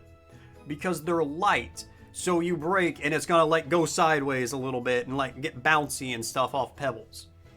It's irritating, but it makes sense. The gameplay is really fun. There's a story and it's ridiculous. And I mean, I just want to play more of it. It's a fun game like that. All right, so there's my personal top 10 of the year. My top 10 games. So here's how we're going to do this. Here, let me snooze this ad real quick so we got a couple minutes for me to explain. Okay, so would anybody like to get in on the Discord? Would anybody like to get in a last minute vote before we do this? I can give you guys... like 6 minutes or so. You know, we got 5.5 minutes till the ad. The ad takes 1.5 minutes, so that's 7 minutes. So we can do about 7 minutes. If you guys want to vote, if anyone wants to go do that on the Discord real quick, you can vote for some clips if you want. You can vote for your top 10 games. Or if you guys are good, if everybody here wants to just go and do it, we can just go ahead and do it, because I know how I want to run it. It's just not a lot of people voted for their favorite games. So if anybody wants to get a last minute one in, feel free. So I'm going to take this opportunity to open my Capricin.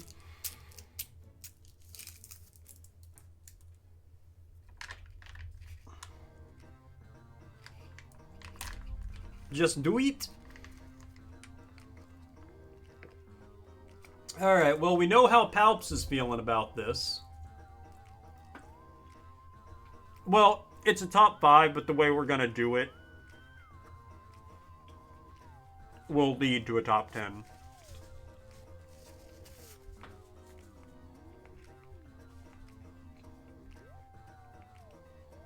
Next year, when I do this again next year, this was admittedly like the top 10 community games, especially, was like kind of a last minute idea. So next year, I think I'm going to set up like a straw poll or something for people to vote on.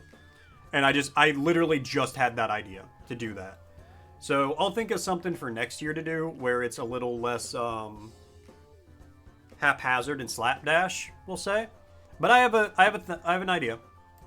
All right, so we're gonna start at everybody's number 5, and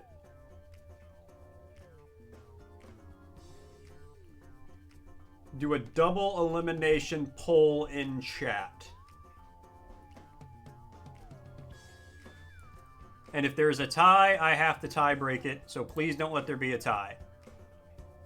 So here's how we're gonna do this. I'm gonna run these polls because... New poll.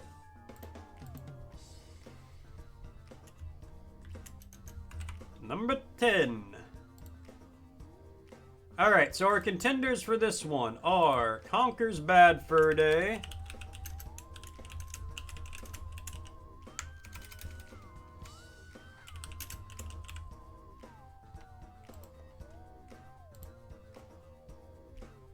Oblivion,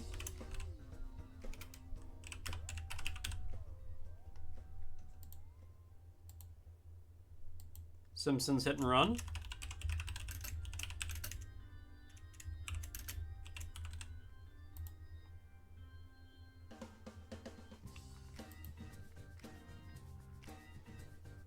and Paper Mario.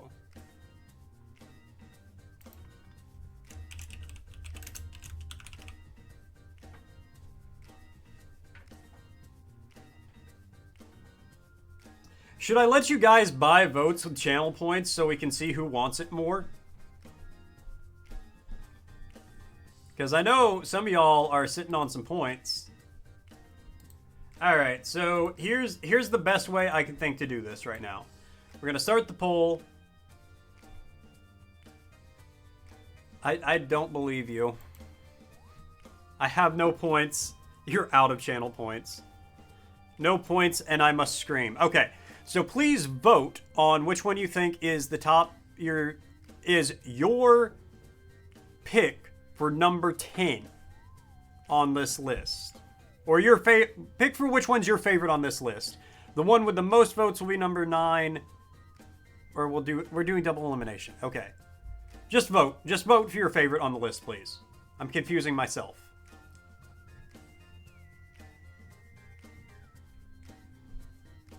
I know how I want to do this, but I gotta...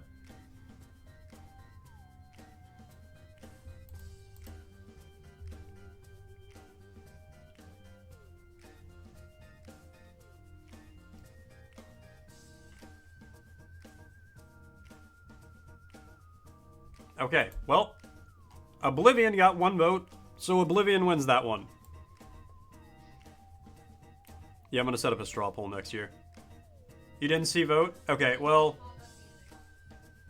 Oh, it didn't pop up for you either? Cool. Alright, so... Fuck.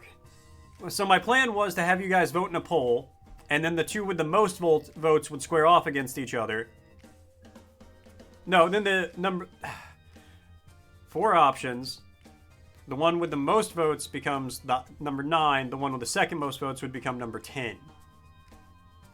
Because you had keyboard open? Okay. So... Alright, here's what we'll do. Put you back down here.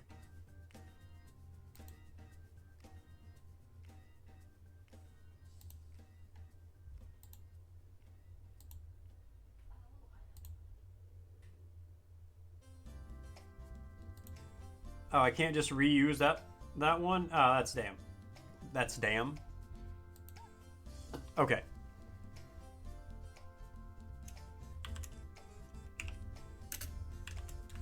Number 9, number 10. So we have... Conker's Bad Fur Day. Oblivion. Simpsons Hit and Run. Paper Mario. Not Paper Maria. Okay. Now, one more time, please vote for your favorite game out of these 4. Because, yeah.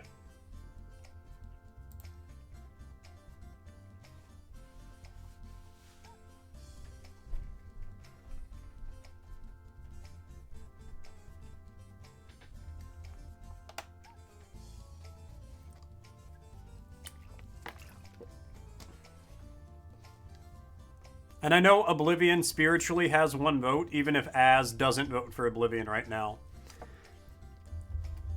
So, I think I realize now that my problem with this plan is the only people who are here are the people who submitted lists for the top 10 games.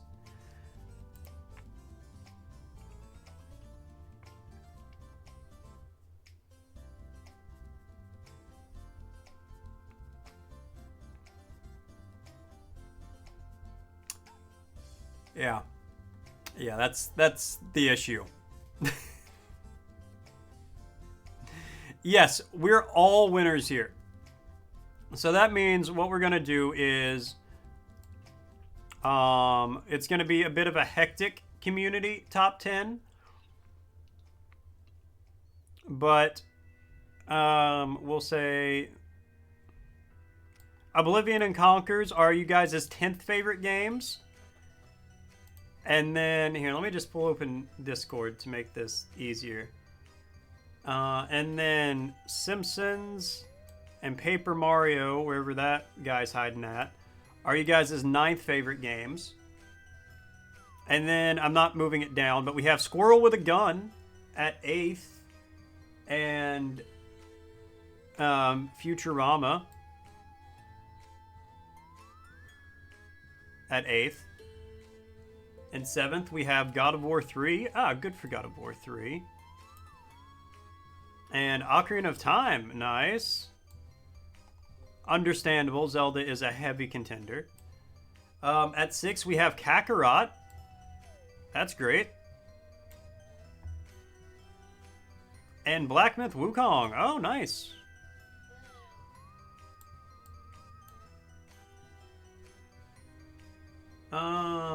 Beyond Good and Evil and Ooblets at 5. As soon as I find either of those games. There we go.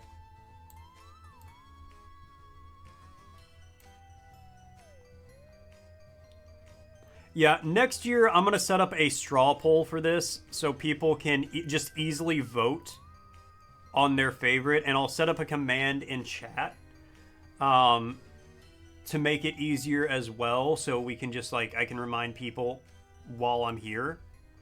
So we have Echoes of the Plum Grove and Samurai Jack in 4th. Mouthwashing and Granny Sim in 3rd. I'm not moving Mouthwashing up, but spiritually, no, it's up here for a community favorite, which makes me very happy. In 2nd place, we have Donkey Kong and Still Wakes the Deep.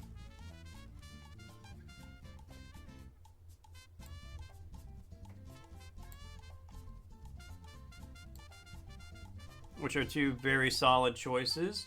And in 1st, we have Astrobot, which I'm not moving up, and Spiritfarer. Alright. So a little sloppy, not the best well done. I know for next year, you know, that's what we do. We grow and we learn.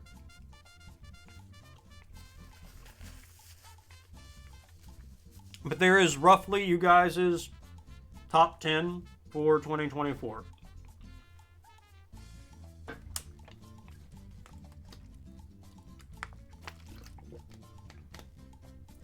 Yeah, we'll say that. It's a community top 20.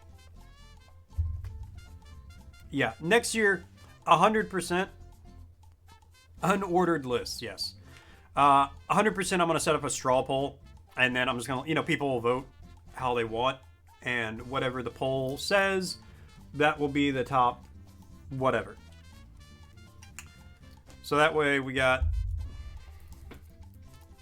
a little more organization behind it, I'll say.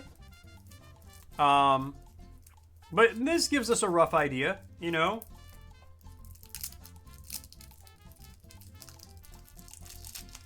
Okay, now it is time for the top 10 clips of the year. So where's my mouse? Here's my mouse. Let's pause the music. How we're gonna do this is scroll up to the submitted clips.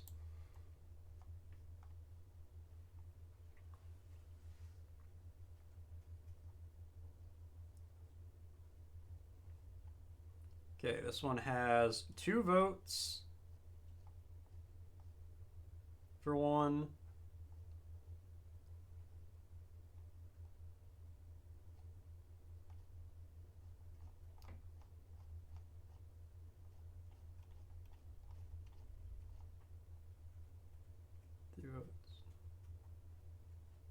This one also has 2 votes for first place. Okay, so yeah, I gotta think of a better way to do both of these. Alright, let me see here.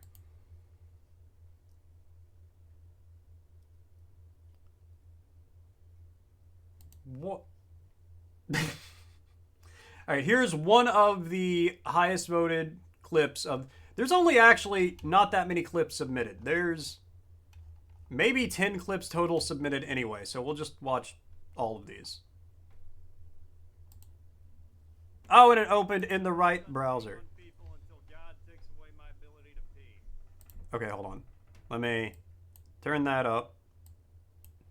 I'm not done peeing on people until God takes away my ability to pee. I'm not done peeing on people until God takes away my ability to pee. All right. Yep, that sounds like something I would say and have said. Because I just said it there. All right.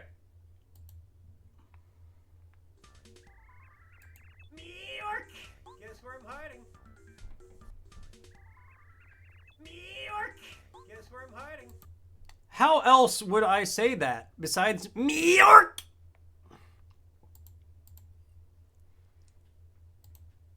God, I love being annoying. Okay, well that's a lot of sphincters. Okay, well that's a lot of sphincters. Oh, I love it. Okay, well that's a lot of sphincters. That might be one of my favorites for the year.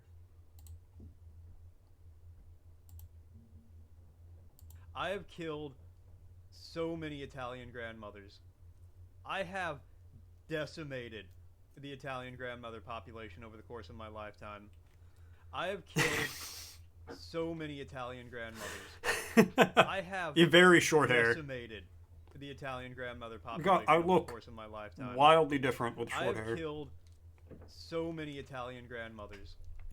I have What decimated even is the Italian context for me saying that?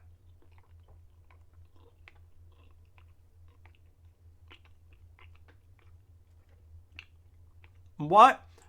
Why am I saying that? The sphincters one makes sense. New York makes sense. I do want to know why I threatened to keep pissing on people as well. Alright. Well, all of those were submitted by Cozy. Very good selection there. This one was submitted by Katra. You see that cool ass edging? God, I edged so well right there. Oh. Yeah, I remember that.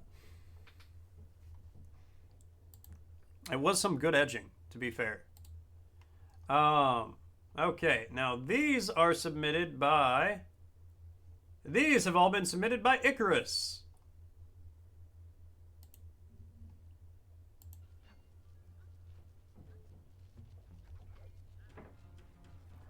I need somebody to clip what I'm about to say. This is a message for future me. Oh. And I want somebody to link this clip anytime I'm like, you know, I might try to speed run this game because I think it'll be fun. I'm gonna do a 3 count. 1, 2, 3. Coda, don't do that. Don't do that to yourself. You're sitting there, you're thinking, oh.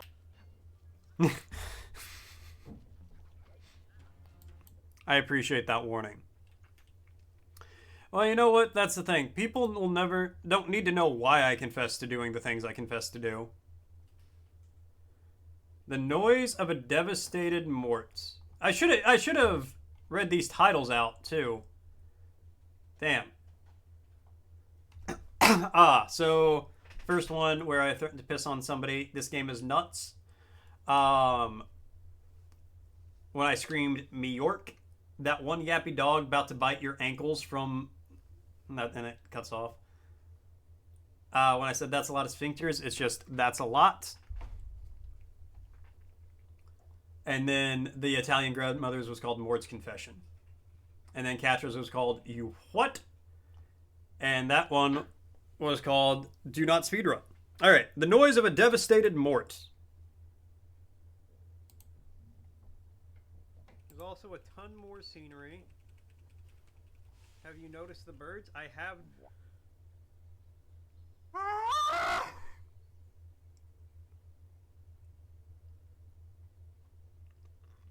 There's also a ton more scenery. Have you noticed the birds? I have.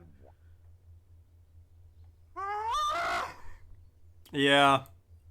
Yeah. That's from under the couch? Ah. Yeah, that's a good one. All right. This one's called Sounds Like a Good Night.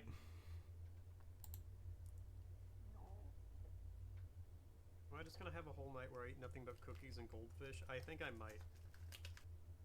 Am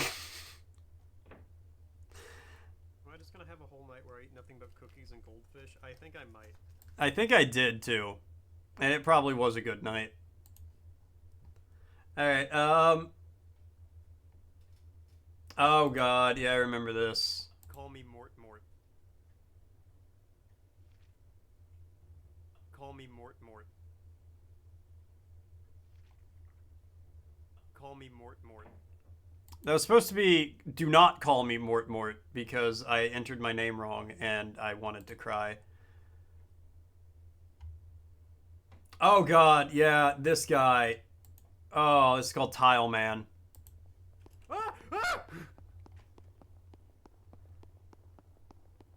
Ah!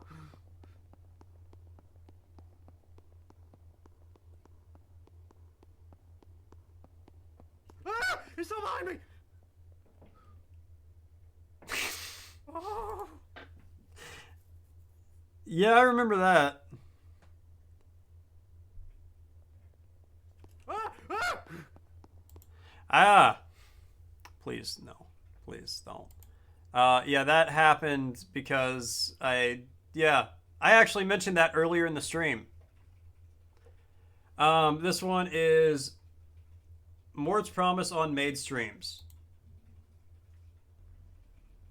And yeah, I'm just gonna have an ongoing bit goal of $100 on the stream, and every time we hit that, I'll give you guys a made stream. That is true. That is true. If we raise $100, you guys give me $100 worth of bits, I'll do a made stream. If you want it that bad, you can buy it. All right. This is just called You Son of a, and it was the second most voted, or it was tied for first in most voted clip for this year. Oh my god.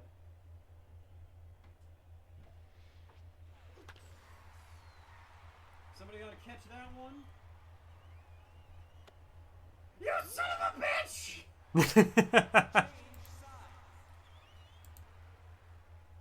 uh, Oh my god. I remember I was swinging too. I was sore after that stream. You son of a bitch! My arms were feeling it. Because I wasn't just like I was like, full swing. Oh, it was bad. It was bad. I should not have done that in retrospect. I was throwing that ball. All right, this one's called Surprise for the Grandma.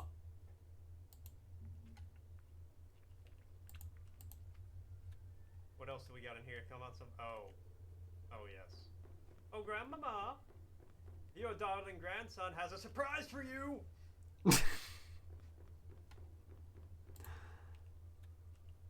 Oh, I like that. What else do we got in here? Come on, some. Oh. Oh, yes. Oh, Grandmama, your darling grandson has a surprise for you. Yeah, she definitely was. Ponton. That's how I get them. I have grenaded so many Italian grandmothers to death. Incountable scores of Italian grandmothers have fallen to my grenades. And more will as well. All right. So those were all submitted by Icarus, and now these last two here were submitted by Store-Bought Rocket Games. This one is called Love Causes Pain. Why does what I love cause me pain? Oh, that's... Oh. I have to assume I was eating food and it was hot. Why does what I love cause me pain? It's just the in the middle of it. Because I know myself, so I know I was literally just like, oh, hell yeah. And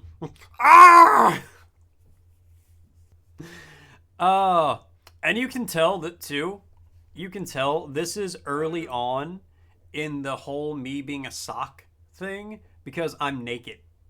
I was a naked sock on the internet. I had no shame, no dignity, no pride. I still don't, but you know, I didn't then either. But no, it's just a naked sock. All right, and the last clip we have for the top 10, it's titled "In a War You Can't Win." In a war with my poop.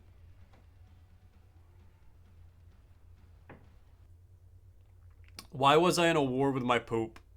What? In a war with my poop. Yeah, that is a war you cannot win. The enemy just keeps coming. All right. Well, that was the top. Like I said, there were only 10 clips submitted, so we just watched them all. That was the top 10 clips for 2024. So, kind of summarize. We've got the tier list. Let's read off a few of them. You know, Anthology of the Killer, Astrobot, Mouthwashing Pools, Sly 2, Snail Sim, Squirrel with a Gun, Choicer Voicer, Ultra Kill. All S tier games for me this year. Those are various examples of what I love about video games. In different ways. Like all of them, honestly, all of them are very different games as well. I feel like Sly 2 and Astrobot are similar, are the most similar out of those, but I mean, my S list is pretty diversified, I would say. But I think all of them also are... So like I said, Anthology of the Killer just triggers something in my brain that floods it with serotonin and dopamine. I don't know what it is, but it just does. So that has like that has a chemical advantage for some reason. Don't ask me why. Astrobot, just a super fun, solid game. Ow, my earbuds. I just almost pulled that out of my ear. That always feels good. I'm gonna turn the music back on while I talk for a minute. I gotta remember the Croc soundtrack is a banger. Don't let me forget that. Mouthwashing, Astrobot was just a fun, like, good game, right? Mouthwashing, fantastic story, told in a super interesting way. I loved it. pool's atmospherically horrifying, and I can't explain why. But just being in that environment is nightmarish. Sly 2, just one of my favorite games. You know, in general, it still holds up really well. It's just a good game. Snail Sim is just ridiculously fun for what it is, and the developer's a cool person, so it gets points. Squirrel with a Gun, I guess Squirrel with a Gun and Astrobot and Sly are vaguely... You play as non-human entities running around a 3D environment, climbing and jumping and doing things. You know, that's similar. But Squirrel with a Gun, Choice or Voice, or Ultra Kill. I guess Ultra Kill also falls in that category. So, alright. I like being a non-human entity running around in an environment, climbing and doing things, apparently. That's... I prefer the parkour genre of gameplay to menus, I guess, I think. A tier, Alien Isolation, Banjo-Kazooie, Evil West, Pizza Tower. Pizza Tower and Silent Hill 3 and A tier, but made it to my top 10 because they're that good. Even though they're not an S. Just goes to show you don't have to be an S to be in a top 10. You can make it. B tier, by far the most expansive, which makes sense. It's B tier, you know. Yeah, I mean, B is average, so, you know, you're gonna find most of the games average, I feel like. That tracks, right? Some games, admittedly, like Divine Frequency, and I think there was another one that I put in here because it was only a demo, but I can't remember. Oh, no, I put 9 Souls in B. Hey, Android! Oh, hey! It is, yes. I stream many a game. But like 9 Souls and Divine Frequency, I didn't finish 9 Souls. It's not a demo. I just didn't finish it. So those kind of have to go in B tier, I feel like, because like one's a demo, one I got 3 hours into, so I can't really judge them super well. And Stalker 2 just stopped working. Well, it didn't stop working. It trapped me inside of a barn. Like, I blinked and I was in a barn and I couldn't leave. So, I can't really put that one much higher either. And then, C and D tier. Admittedly, a lot of the D tier... Okay, only 2 games from the D tier. No, 3 games are there because of the bear rule. Which is... why we gotta, like... Why were early 2000s games so, like, creepy at points? Men? Yeah. Yeah, that's fair. Because, like, if... Haunting Ground, for example, if it didn't have the overly creepy, like, that was the creepiest by far out of the 3. If it didn't have that going for it, it would easily be, it'd probably only be in C tier for me, because it was decent, but it wasn't outstanding. Mr. Mosquito, if it wasn't, like, you being creepy and having to hit women in the uterus, you know, I would probably put that in a B tier, in all honesty, just because I like the game other than that part. Same with Obscure. If it didn't do an upskirt shot of a high schooler, I would probably put it in a B tier, because I think it's better than the second one, but that's really fucking creepy. So I don't want you to be rewarded for that. Next year when I do this, I'm going to create a separate category down here, just called The Bear. And any game that we have to, like, knock down because of the bear rule, which is an immediate, like, lowest tier, right? That's an immediately, like, low tier. I can't justify putting that in a high tier. So, like, next year when we do this, there's just going to be The Bear, and... oh, you shouldn't do that. That's a high schooler, man. Bear. Immediately. No second thought. All right, but that's it. That's the tier list. My top 10: Silent Hill 3, Divine Frequency, Pools, Mouthwashing, Pizza Tower, Ultra Kill, Squirrel with a Gun, Astrobot, The Choice of Voicer, The Anthology of the Killer. You guys have Oblivion, Conquers Bad Fur Day, Simpsons Hit and Run, Paper Mario, Futurama, and Squirrel with a Gun, God of War 3, Ocarina of Time, Dragon Ball Z Kakarot, Black Myth Wukong, Beyond Good and Evil, Ooblets, Plum Grove, Samurai Jack Battle Through Time, Granny Sim, Mouthwashing, Donkey Kong 64, Still Wakes the Deep, and what was the other number? Spiritfarer. And what was the other one? Hold on.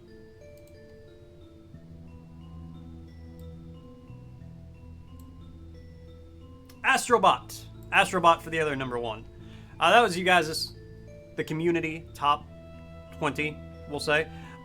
Next year, I will have this be a little more organized, where hopefully it's not all slapdash for some of this stuff. But yeah, that was it.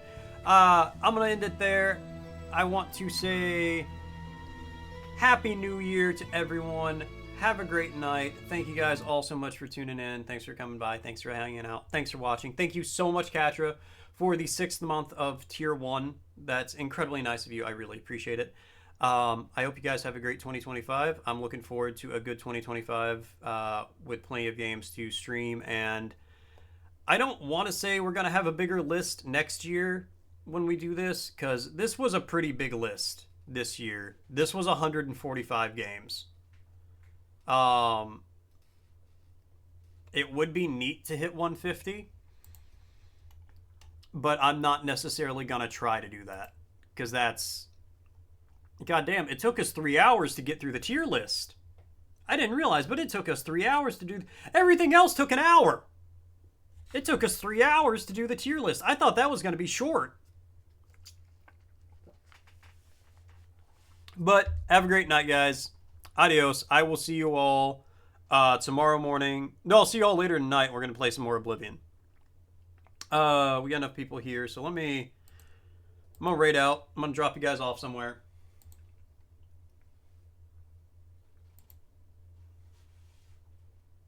Who do I want to leave you with? Who is going to take the best care of you? Alright, well, I hear Cozy from the background. Kaylasaur.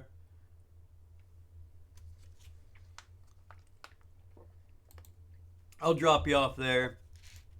Looks like they're drawing a frog. Oh no, they're coloring an acorn for a frog. Alright, have a great night, guys. Adios. I'll see you later. In high school, my brain let me do things